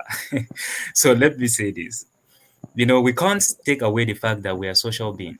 Our success are tied to emotions, all right, and it's also tied to influence, emotional influence, and social. It's socially defined, and most at times externally defined. So, like some people, a lot of us might have read "Think and Grow Rich," but the truth for the I'm matter is, reading it now. I'm reading it all again right, now. Hence his topic. all right. But the truth for the matter is, what Think and Grow Rich, one of the deepest secrets in Think and Grow Rich, is that you activate that emotion. If you can activate the same emotion that you have for the opposite gender, and you direct that same emotion towards your goal, you're going to be successful. So Think and Grow Rich is telling you that your success is not defined by how much you want it, is by something that it will influence you emotionally. So what That's the spiritual side we talked about earlier. The yeah, intangible. okay. So the point we're making here in this room today is we amplifying the things that will help us to achieve our bold ideas. So we're only saying if you start with the passion, you have the obsession, you have the faith, you have the spiritual this, you also do this. Now we are naming those things in with different languages so that anyone who is listening to us right now can connect. If the person Yeah. connects with where I'm coming with it, is the same thing. If the person connects with Mr. Mike, is the same thing. If it's Mr. Com, is the same thing. If it's you, is the same thing. But we're trying to, because the thing is, one of the biggest problem that I've come to realize with life is that the languages to which something is being expressed is what stops some people from achieving things. Like Yeah. Africa is not poor. Like I can argue that because the concept of today's wealth is not the concept of the wealth that groomed Africa. Africa was not Africa before this day. If someone has so many cows or cattle, the person is wealthy. Sometimes it's by feeding people, regardless of what you have in the house. You have so many people, so many mouths you feed, you are wealthy. You have so many farmlands, you're wealthy. And nobody cares about owning this, owning that. These things are borrowed. And now we have borrowed the culture of building certain kind of wealth, and Africa is just being emotional about it. What we need to do right now is not to say I hate where I am. Is to say, okay, this concept is coming new. It's not what is in me. It has, like I used to use the word script. We have developed a certain script that we now play. So that script is already in us. Is the script that powers our ideas, our perception, our drive. Now, the script that powered us is not the script that powered the success of today. So we have to say, okay, I'm rewriting my own script so that it will align with with today's wealth and definition of wealth. That way, I will become successful. But we're being emotional about it. Sometimes we just hate the people that are successful when all we need to do is let me learn from them. Look, Jim Rohn said something. He said, poor people need to learn to take rich people out for dinner and listen. Why is he saying that? Because the wealthy guy has something that the poor guy never had. What did he have? He has conquered something emotionally. He has conquered self. He's at the point where he knows himself, he understands himself. But the poor guy is just being emotional. He's being tossed around by everything. I love this one, he wants to get it. I love that one, I want to get it. I want to be there, I want to go there. So now he has to get to that point where he'd be like, okay, let me listen, let me watch, let me rewrite my own inner script, my programming, my self-image, how I perceive life. Let me change it a little bit. And that takes certain level of commitment and effort. Now, if Africa is not doing that, Africa is not going to change the way we think. And the truth for the matter is, the change in Africa is not a collective change, it's an individual kind of change. It's you, it's me, it's everybody on this board and anyone listening to us. If you change, then you can influence one person. If you influence that one person, the person influence someone else. And that influence continue, then in the next 2, 3, 5, 10 years, 20, we will have more people successful. Today, we have so many Africans that are more successful now than ever. How did they get there? Because the people that got successful, they influenced someone. So in nutshell, Africa is not poor. Africa is just learning to accept the new definition of wealth. And we're just being emotional about it. Yeah, look, so, that I can understand. So I want to draw attention to, Sharon Rose. Welcome, Sharon Rose. Glad you're here, my friend. So always great to see you. So she says, for me, it's personal accountability to accomplish the thing, whatever the thing is, right? Her bold idea. Attempt to backtrack on the balance beam, the backtrack on the balance beam till you stick it. Basically, it's by carrying on until you get it right? Not for the gold medal, but the satisfaction of knowing you did it. So I might extend that, Sharon Rose, and say it's about becoming the person who does that. That's what drives me. But as Mike said, there's a hint of "I told you so," a hint of "I don't need to do it, but I did because I wanted to, because I set out to do it."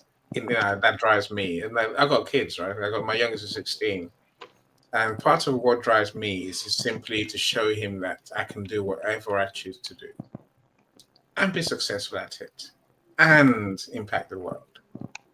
All from here in Cornwall. Imagine that. So the first is I see what you're saying. I'll stop talking and pass the mic to whoever wants it next.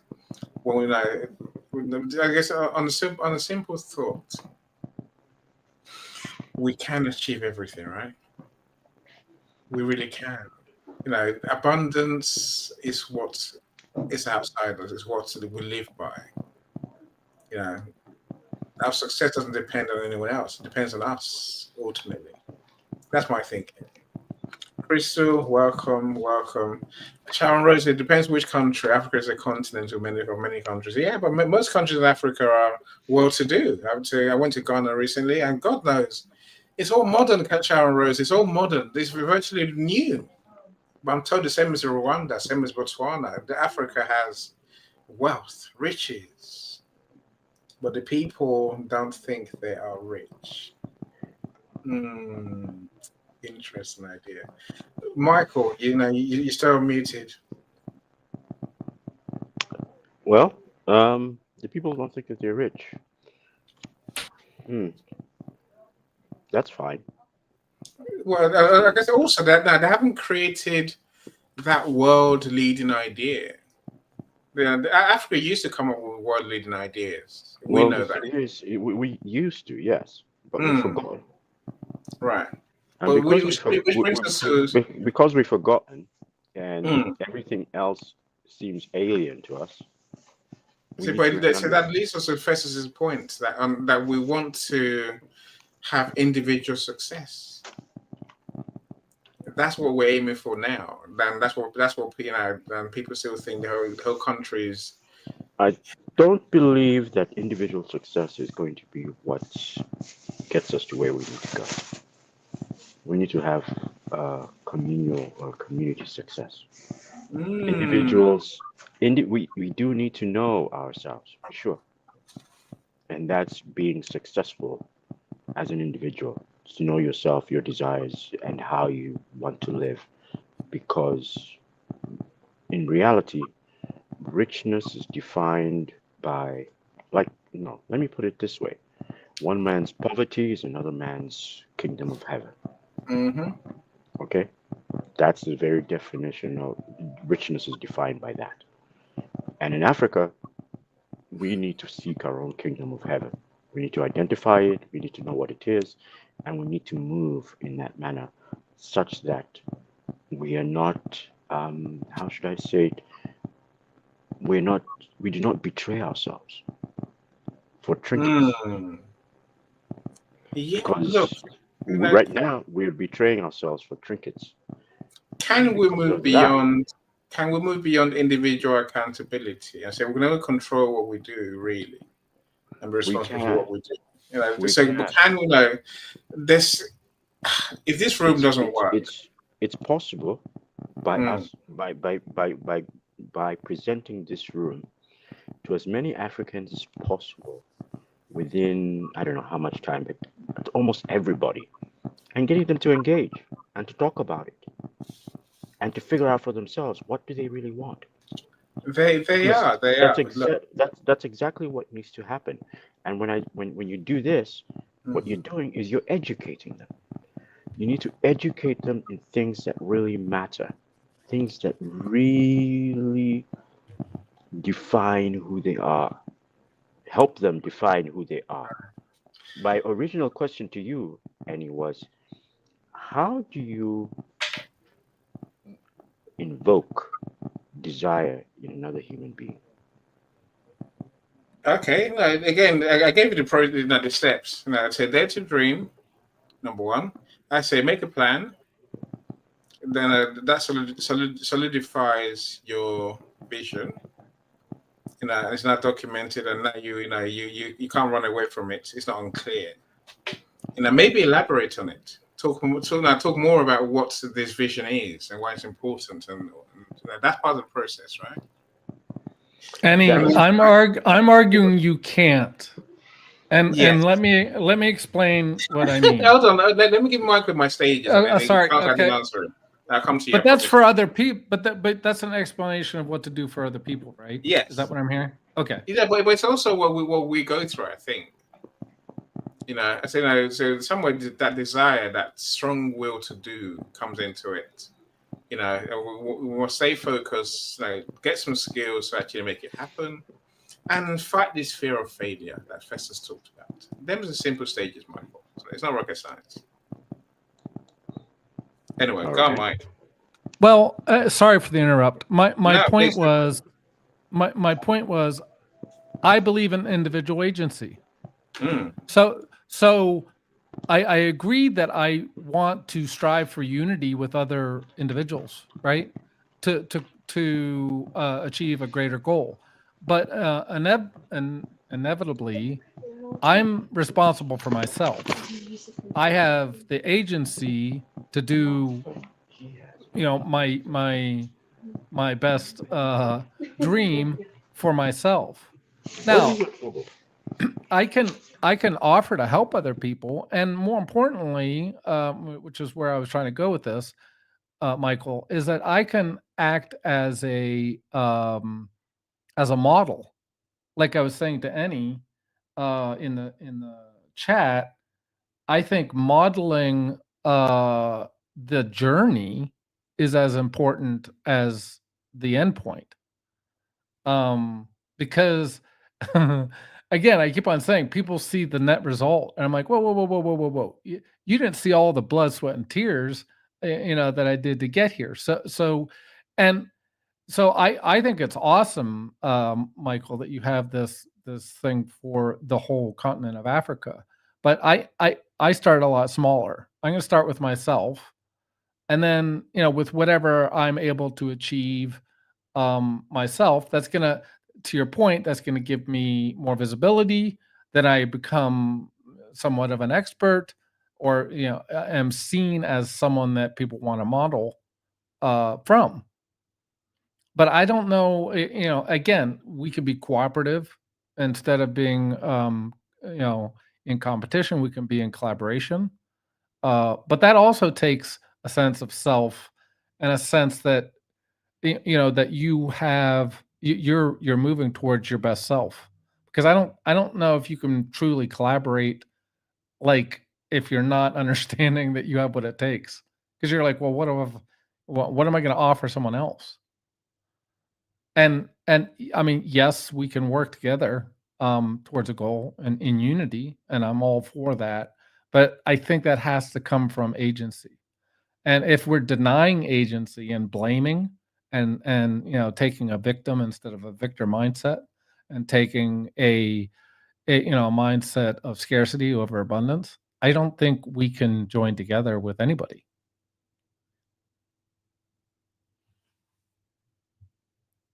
And I lost Annie. No, you haven't lost me. I agree with you.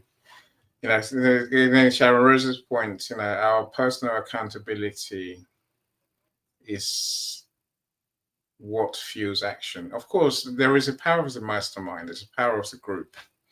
But again, it takes a lot to make a group situation work. Now, everyone talks about teams. God, I spent years learning about teams when I was at uni. Anyway, teams can work great when they work well, but it takes one rotten apple to spoil this, to destroy the team.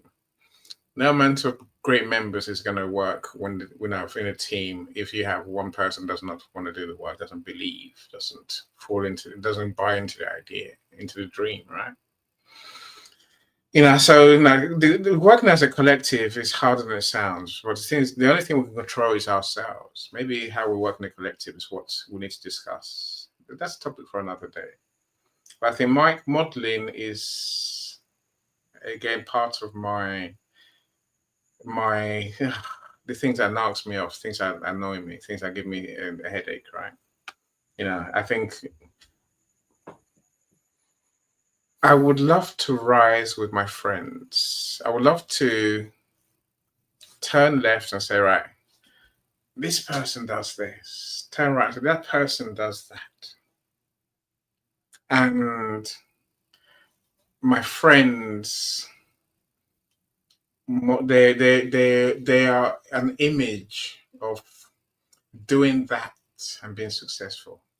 Let me try and give you an idea. Say, how many times have you seen people who say to you, I can get you 1,000 customers a day? Yeah, DM me and I'll show you, I'll tell you how I do it. Let's book a meeting. Now, if someone's getting 1,000 customers a day, or even 100, even 10, even 1, they will need to be cold messaging people. They will need to be spamming people. They will need to be, there's a misalignment. Someone said it earlier. I think it's nice to say there's about misalignment, really, where people are not doing what they say they do. So the credibility is shot, and they're not models for anything, Mike. Which makes it, as a marketer, it makes it hard for me to sell them because they're not. You can't say you're one of the best coaches there is, and you're not modeling success, because you're trying to get us, you, me, Mike, or Festus, and everyone in the audience. You're trying to get us to buy your service to grow our business. If your business is not anywhere near thriving, you're not modeling successful business. I'll take that meeting as long as they. I won't take it. Well, hold on. Let me finish. Go. I'll take that meeting as long as I don't have to pay until they do what they said. I will say, I hear you. But I won't even give him a chance because, if you can't do it for yourself, how can you do it for anyone? You can't. Well, that goes back to what I was saying, Annie, is I'm going to only take a model as a model, someone that's doing what they say they're doing. Yes. You know what I mean? So yes. That's not, to me, modeling is not faking it and then trying to sell a service. Modeling is doing what you said, and that's who I'm going to model after, is that person, like Anthony Robbins or whoever. Whoever you choose as a model, because they've already made their money, and some places, I'm hoping at least part of what they're doing is giving back. And that's the kind of model that I want to follow, is someone that's already done it and that is showing others how to do it. It's not you're in the middle of doing it and trying to build a business off of that. No, I agree with you. This is all useful for me. And maybe modeling is a top end of the process to live your desire. Modeling, because then you become the person that does whatever, and then people will trust you, they will know you, they'll like you, and they want you with great solution. Crystal, you're too funny. Crystal says, my bold ideas usually give me migraines, but when doing the work, but in the end, it's usually worth it. That's the truth, right? When we overcome, when we truly put in. Natalie had a question, which I think I would like to leave us with today. So I hope you want to answer the question, my friend. So let me see. Okay, this is Natalie's comment. So to everyone on stage, what's your experience and definition of success? He always comes back to this now. He always comes back to that. I'll take it. Hopefully my friends will too. How do you understand success? And how we perceive how we perceive can be flawed. I know financially, okay, so finance counts as what we call success. Professionally, happy people, that counts, right? And I know many people with a lot of money and power, and they're miserable and still chasing something.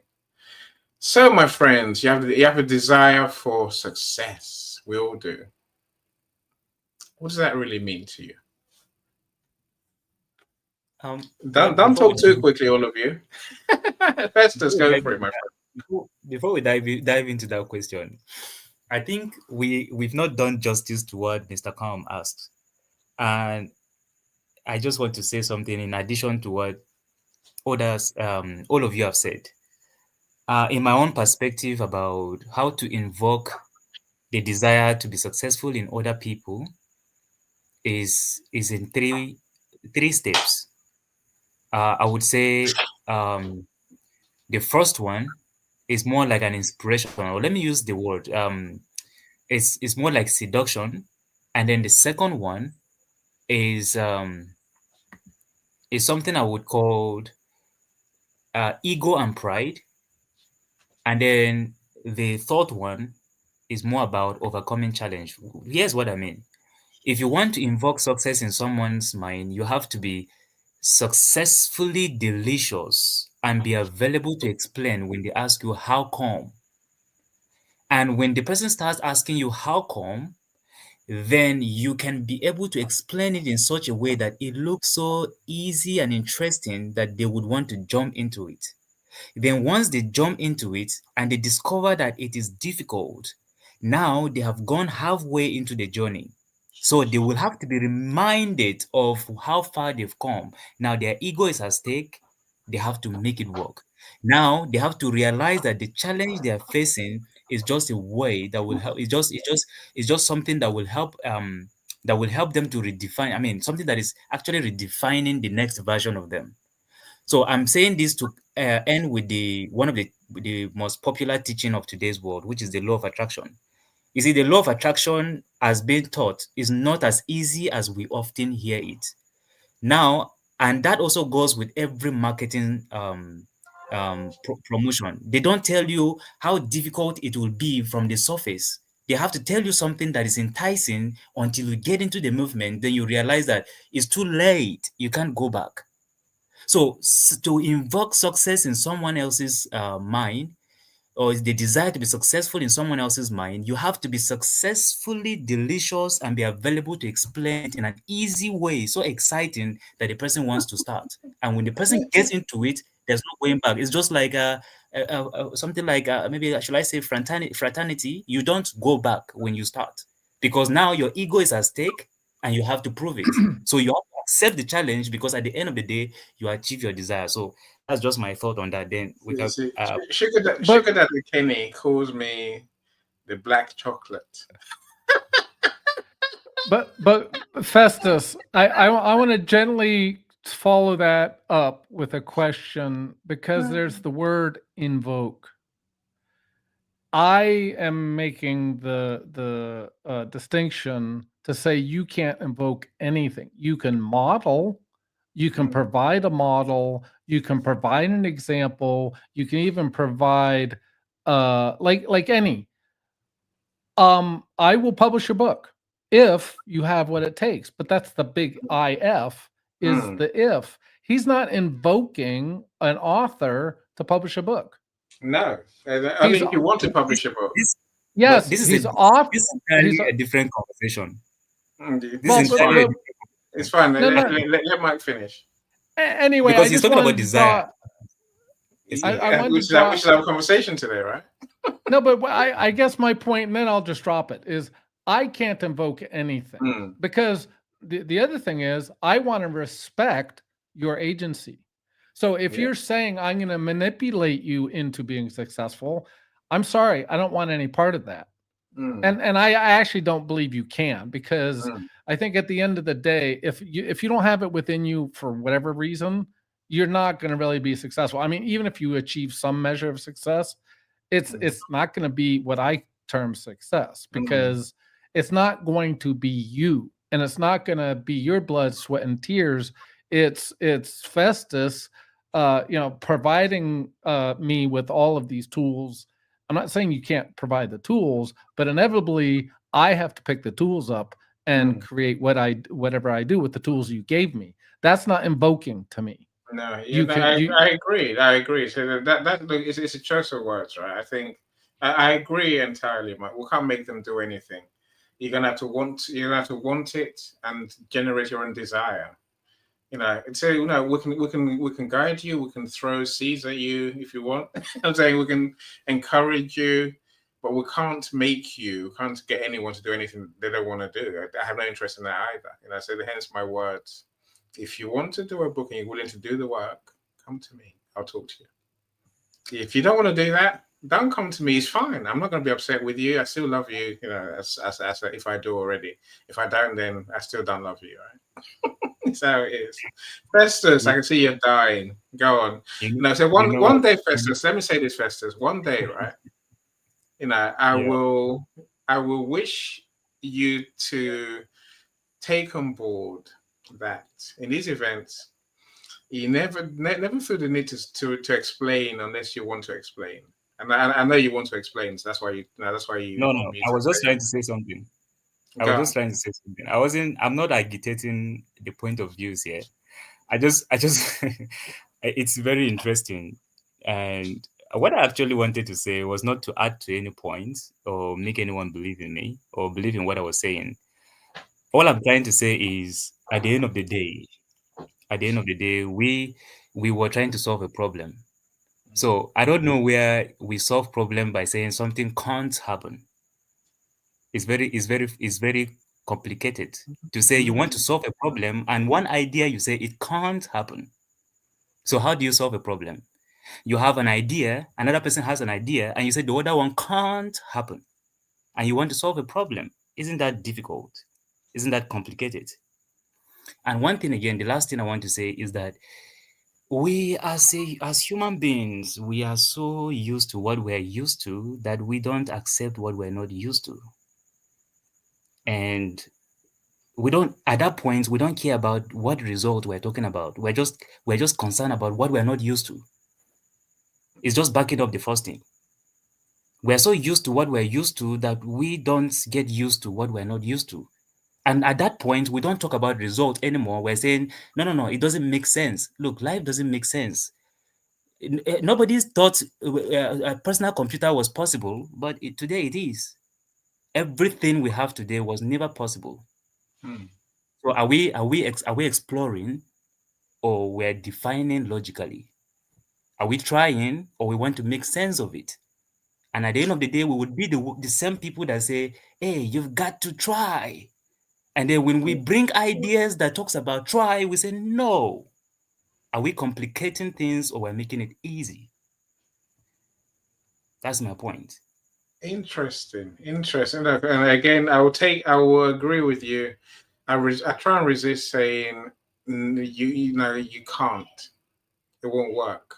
I try and resist saying that best of times.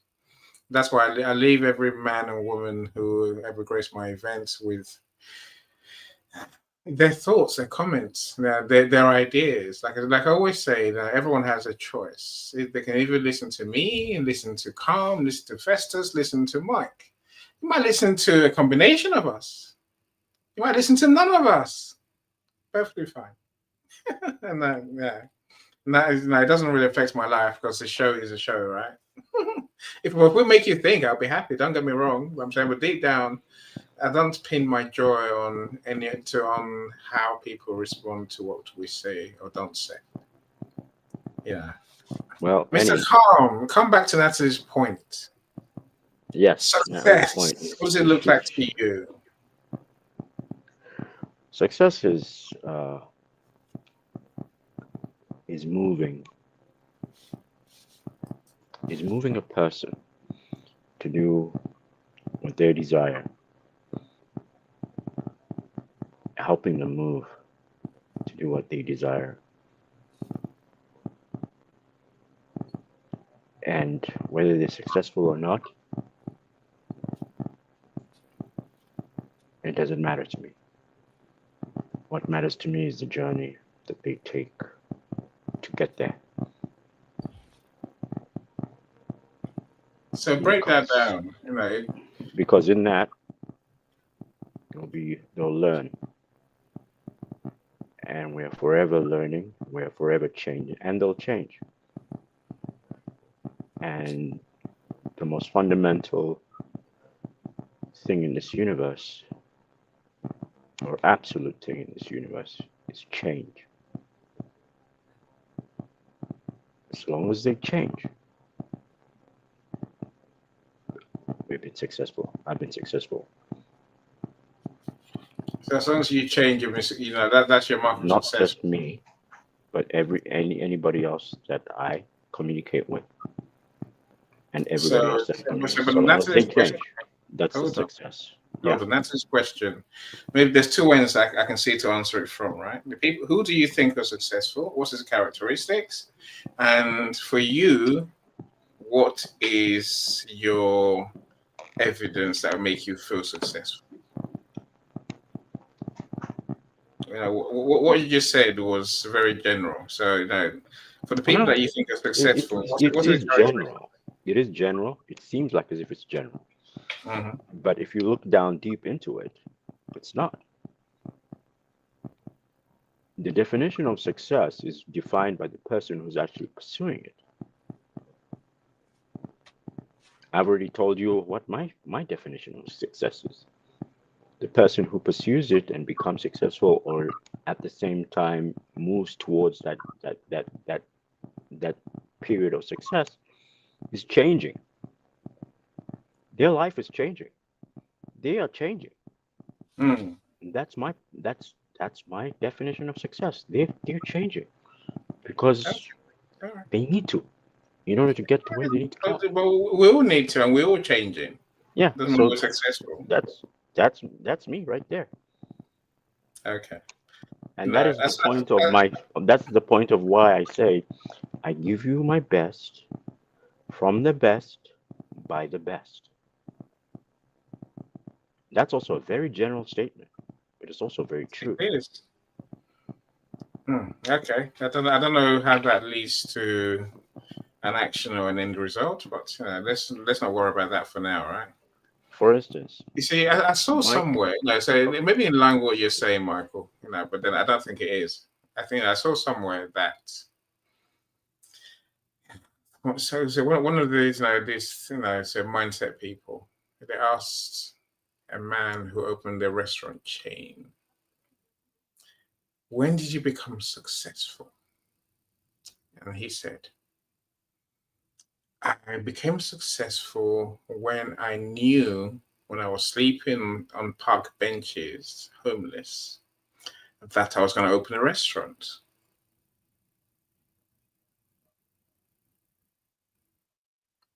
That's a mark of success, to have the dream and do. To take the first steps, whether you get there or not doesn't really matter. You're successful if you intentionally live your life and create solutions for people. I think you're successful. Yeah, that's another way of looking at it. For me, look, I'm not going to hide it. Right, success is when you create something good that helps people. You say create something that helps people, right? A solution. And with that solution, as Mike mentioned earlier, will come wealth, income. They will pay you for it. I dare say peace of mind, living every day with peace of mind, maybe with joy as well, is how I measure success. But that's just me. You asked Nat, I've told you, right? It involves money, it involves professionalism, it involves impacting people, it involves having decent relationships. Mike, I've stolen it all from you now. I don't know what you're going to say next, Mike. So I'll let you throw your hats in the ring. Please feel free. Well, I'm doing it in the comments. My idea of success, and it has changed because I was chasing the quote unquote American dream. You put your nose to the grindstone, you do the 9 to 5, and out, at retirement age, you get your gold watch and you live happily ever after. That's changed. So my idea of success is really becoming the best version of myself. And Michael touched on this in that changes as you age, at least as I age. That changes. So to me, and I've had a few events in my life recently, beginning with last year, where my focus has really done a 180 because I was focused on money and becoming, to some degree the accolades, and that's why I was sort of bristling when Festus was talking about the accolades, because the accolades can fade. You can be the rock star and then do drugs and end up a mess and die of cancer. So, to me, I want to become the best version of myself, and the expansion of in being the best version of myself, to expand relationships, to uplift others, and to have positive influence on them. And someone mentioned that begins with listening, because you can't really help other people if you're not hearing what they're saying. No small measure there, Mike. No small measure at all, right? Let me welcome Joshua. How you doing, Joshua? Great to see you, sir. We'll talk about you even when you're not there, Joshua. Do you know that?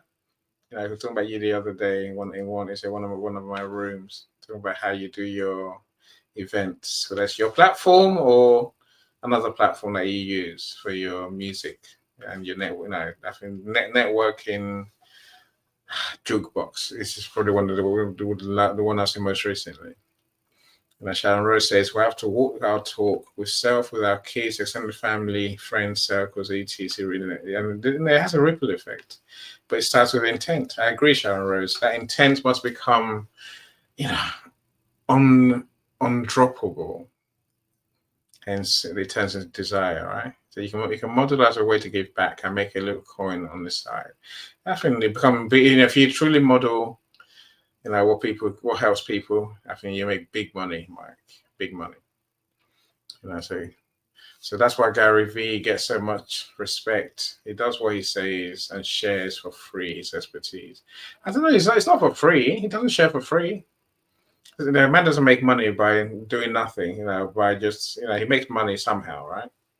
People we don't know his model, but he makes money somehow. Well, there's the events he does, sponsors he has, I don't know. I have maybe media. I don't know. I have no idea. But my point is that you haven't got to do things for free forever. People have to pay somewhere. The law of attraction is secondary. Law of vibration is the first one. Yeah, possibly. We'll take that. And you can't invoke in people. People have to be willing to do. They have to want to do for themselves. Sounds good, but that word doesn't apply to other. I agree with you there. Sharon Rose says, please excuse the previous message typo. And so what's I was attempting to say? Low vibration and low attraction are symbiotic. They work together. One can exist without the other. I agree. Again, desire puts you at that frequency to attract the things that you need. If you don't have desire, I fear the gods will carry on as they do, right? It can happen to anyone, but we'll have to choose to do it. No one can invoke an action another. It's called will, sovereignty, agency. Yeah, that choice. No, we'll have those, right? Natalie, answer the question she asked as well. Natalie, no, I think she answered it somewhere. She did answer it, to be fair. Let me try and find your answer, Natalie. I think you answered it somewhere.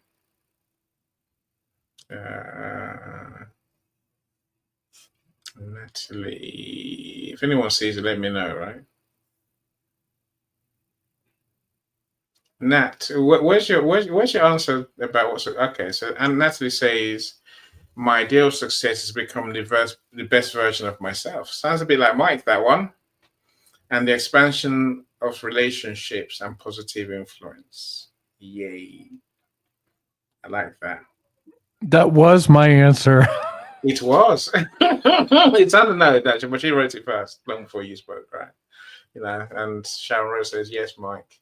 Gatekeepers are gone. Gatekeepers of music are definitely gone, right? Now, maybe in most industries, the internet's here, so you can live the dream I had in 2000. That internet's going to make the world a fairer place, open the doors for everyone. If you create a good solution, the world would buy it because they can see it online. Then the internet turned out to be the playground for the rich and the big companies. The small guy is shut out because can't pay for the marketing services. It's a crying shame, but if you create from the soul, Sharon Rose, the doors, the possibilities are definitely there. I believe that. What is the meaning of SEO? Search engine optimization. That one? Yeah. Basically, it's not a machine, it's a black box. It's a black box of tricks. Mike, maybe you can explain it better than I can. Look, SEO is the unexplainable marketing strategies that coders and techies can do to the back end of your website, right? Now, basically, it's understanding how the search engines work, how the algorithm, like Google, because it's the biggest or was the biggest, and then all the tricks to Annie's point. It's all the tricks, how you best position yourself and your website to be found. That's what SEO is. That's a common sense explanation, Mike. The white hat methods, black hat methods, the fact that the old algorithms change every day. It means what you pay your SEO guy for or woman for might not work, and they'll keep looking at you saying, "Oh, give it time, give it time, give it time," and then go on, Mike. Well, and then inevitably they charge you because with AdWords you have to pay, right? And LinkedIn just changed. So they're going to change the way you can be seen on LinkedIn with boosting, and you have to pay to be boosted. So there's that. But in general, the SEO, I think, is really just more than search engine optimization. It's really manipulating how you're going to be visible. I like that. That's deep, Mike. Manipulating how algorithms. Yeah, let me just write it down real quick. Well, talk to Mike. Mike will happily explain how it works. And I leave it be. I do the basic on page SEO, and which I can see. I can change. I can put titles, categories, keywords, blah blah blah. But the rest of it, I have no clue what I'm doing, so I don't offer the service at all. Yeah, I want to get a better picture because that word has been spouted and thrown around so many. The abbreviation that is, but I had no idea what it meant. So it basically means that I guess when you guys are communicating, Cyrus, and you use that word SEO, please explain to us what it means because man, now I have a better understanding. I never used it. Go with Mike's scenarios. And Mike explains it beautifully when he says about trying to manipulate the algorithms. It's trying to outsmart them in their own game, in their own platforms, which is as crazy as it sounds, right? So, Mike, a CISO can do that? Not the CISO. No, I don't manipulate anything as a CISO. Yeah. Then what? How? Yeah. Then who are you when you do that? I'm someone that's assisting someone to boost their visibility. For example, one of the things I'm doing on Substack is notes because notes are known to get you visibility. It's not technically SEO, but you could argue that there is a type of search engine built into Substack. So you could argue it's SEO, but see, this is why it gets tricky. The definition, it gets a little tricky, but to me it's beyond what it used to be, which is just the tricks and and things that you could do to get higher on Google search. But like I said, now I don't know, X amount before AdWords, that's what you did. But then they came along with AdWords, and AdWords is what gets you a higher visibility. And like I said, on LinkedIn, it's the same thing. And to Annie's point, they keep on changing the algorithm, so you're constantly playing this game of cat and mouse as to how to be seen the best. And you're probably better off just paying someone that does that for a living and do it for you, because I think at the end of the day, we want to do whatever it is that's our specialty and our dream, and hand that off to someone else, like Osiris. Okay, so this is all legal? Yeah, I mean, it's part of business. No one said that. Well, I mean, there's black hats and white hats. Well, is marketing legal? I mean, Yeah, it's a form. It's a form of marketing. It's how do I get eyeballs onto my website? That's what it is. There's ways to manipulate the search engines and the platforms, right? And social media as well. There's ways to manipulate, literally. Some there's a rule. To your point, Annie, you can play games like bots and all that stuff to drive traffic, but that's not what I'm talking about. Pure SEO is the games that you play on your website to attract them. But to your point, if they're looking at statistics and if like you can do that on YouTube, for instance, you can have bots view, because I think YouTube now has a way to sort of figure out whether it's a bot or not that's viewing it. They all know. Every platform knows. Yeah. If it's a human or not. Well, and that's what I'm saying is there's a constant cat and mouse game, because to your point, how do I drive visibility? Well, I look at views, right? Well, if you have a bot to do the viewing, that's why I'm saying that they will eventually figure that out, and either they won't count it in the views, or they'll kick the bots off, or whatever. Thankfully, Michael, I don't SEO. I got a website. I don't even look at it. So my thing is interacting with people. That's why I do these events, right? I interact with people in real time. Those who care can go to my website if they really want to. I don't know why. Talk to me instead. So I'm trying to circumvent the whole SEO need for SEO, but there's still a need for websites apparently. That's we've all got one, but there's no traffic going to it. What's the point? I missed the one, Dr. Marcia. The website's going to go away anytime soon. So look, let's end with Dr. Marcia's amazing quote that she's sharing with us here. You can't mistake survival for success. The law of vibration involves change. The law of attraction is a ripple effect. Oh, Dr. Marcia, we like that. I'm sure we do, right? My friends, we could be here all day, right? I don't want to be here all day. Dr. Marcia says, success for me is how significant you are.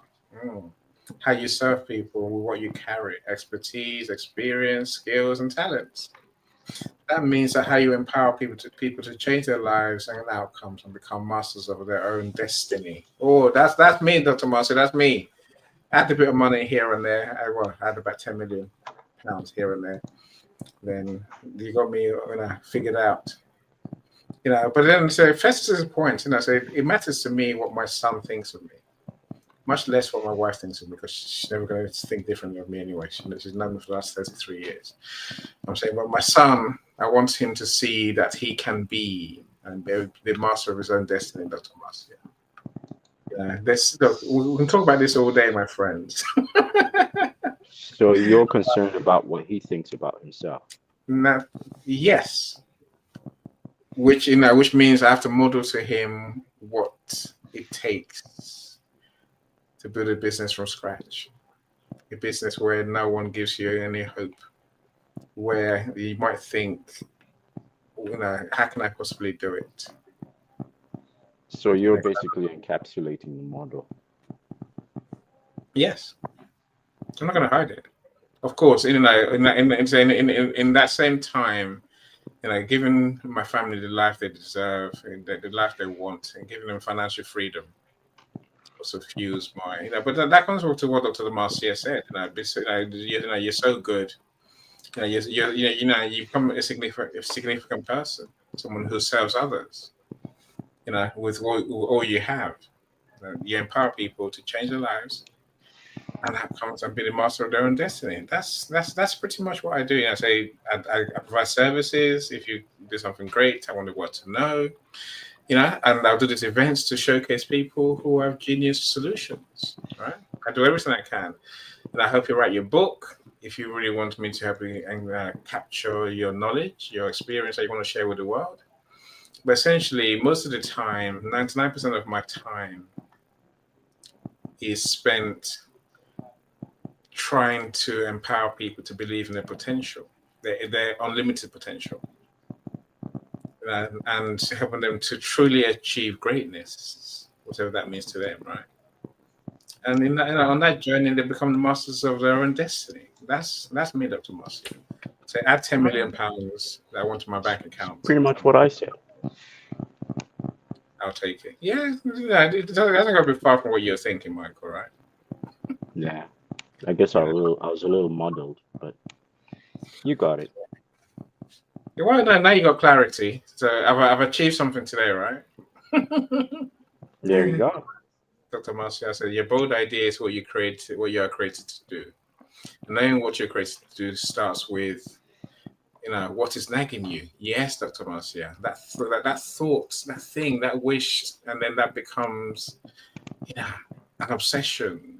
Then you turn that into desire. I must do it. So when you wake up, when you lie down, when you rest, when you're asleep, now this bold idea, it's all encompassing, and it hasn't got to be like flying the rocket to the moon. I'm saying someone created sellotape, someone created matches, someone created handkerchiefs. I'm saying these are all bold ideas because the people who created them were probably amongst the first to do so, right? And then now humanity can't live without these things. So as long as you create a solution people need, I think it's a bold idea. Humanity lived before those things actually appeared, so I think they do. See, I tell you what humanity needs next, as well, is Mike's books and my books and your books and Festus's books. Now, thankfully, the world had Dr. Marcia's 4 or 5. I think you got 5 books already. Sharon Rose, don't be shy. The one is your books too. Everyone who's here, Crystal Bay. Crystal Bay has written several books already, so yeah. We just sharing our knowledge with the world, my friends. My screen's frozen again. I did too many things all at once, right? So my friends, so do now. Give us your last shares, and then let's call it a day. I don't want to keep you any longer. The inevitability of a MacBook to freeze is a given. Yeah, that was. If you just go back to backload it, and then try and circumvent the software, and what you do with it. That's why Mike made a good decision to stay away from MacBooks. Windows will be even worse. Just saying. Hashtag. Who said I'm on Windows? Oh, let me be corrected. Please, Mike, correct me. I can either confirm or deny what platform I'm on, whether it's Linux or Windows or BOS or something else. And we lost Denny. My last is be the change you want to see in others, and make your big idea being the best that the best version of yourself you can be, and all else will fall into place. Be in alignment with whatever that is, and surround yourself with positive people.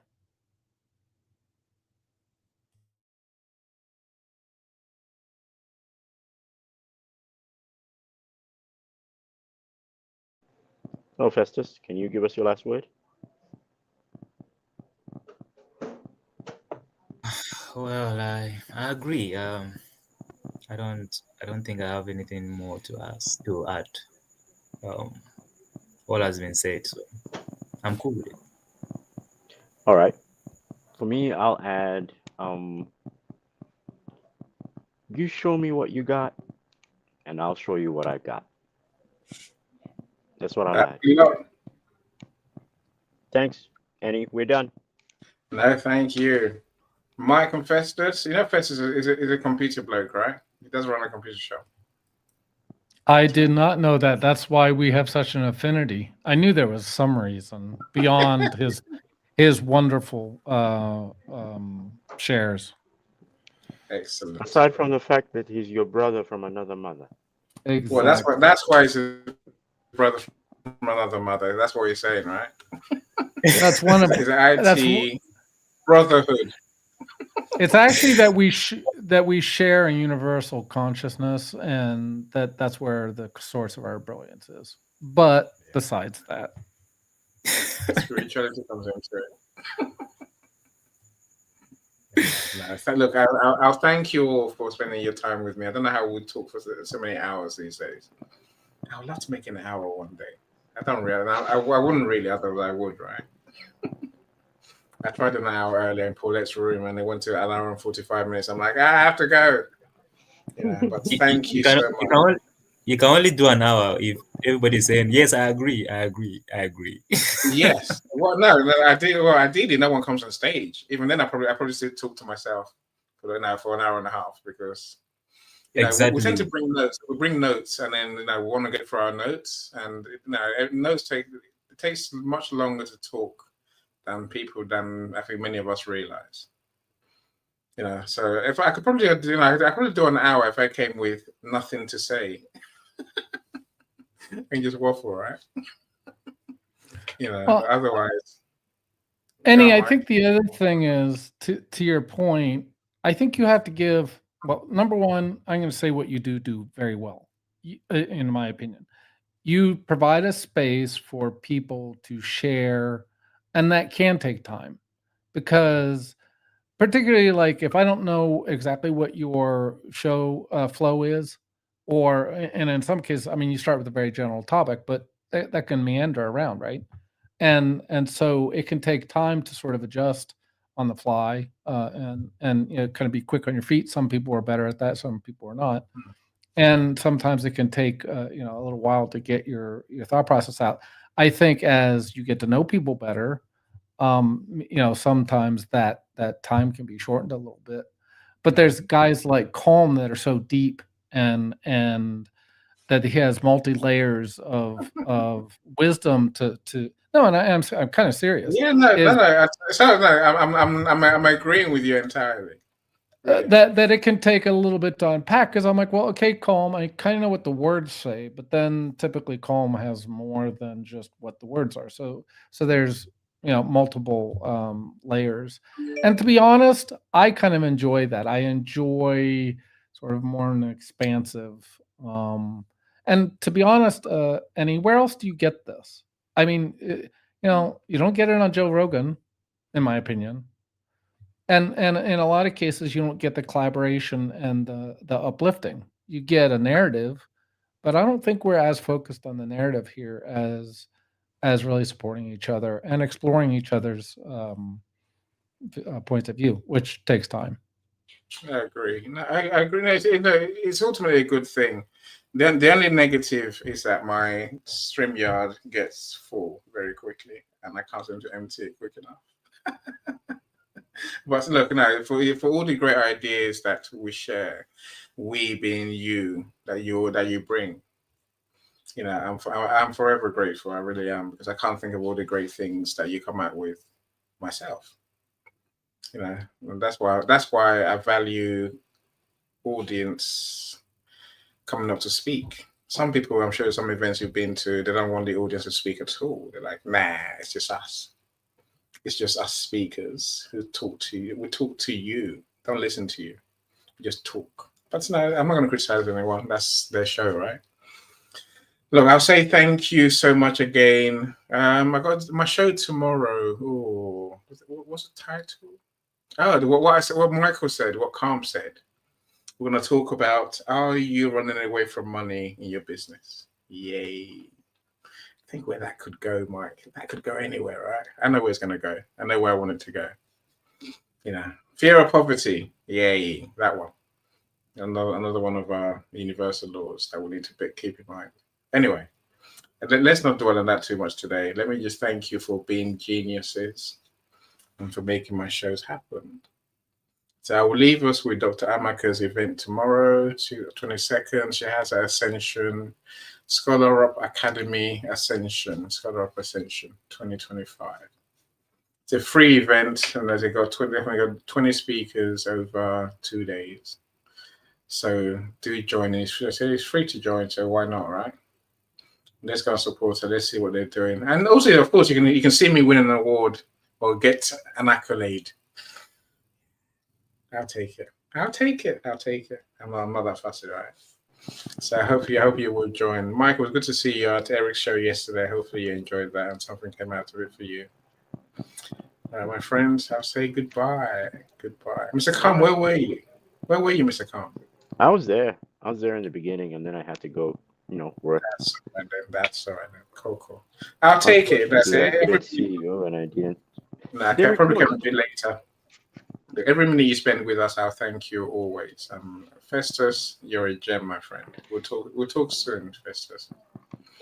Have a good one. Take care. Bye. Something big is coming. Something big is coming. Something big is coming. Something big is coming. Something big is coming. Something big is coming. Something huge is coming. Something big is coming. Something big is coming. Something big is coming. Something big is coming. Something big is coming. Something big is coming. It's more than a conference. It's a call to rise. We are building the next generation of bold thinkers, And you, yes, you are part of this. Rise to the future is here. The Ascension. Scholar of Global Conference 2025 Happens on November 22nd and 23rd online, and you have free access. The theme is Where Boundaries Shatter and Brilliance Awakens. This November, join a global tribe of thinkers, professionals, dreamers, and doers from Africa and the world. We gather to learn, grow, and ascend. Get inspired by global leaders in career and professional development, business and SMEs, education, healthcare, tech, and investment, parenting, marriage, and society. Come and meet 20 powerful speakers in one room in 2 days. Register at scholarupacademy.com. Save your seat. Let the ascent begin. See you there.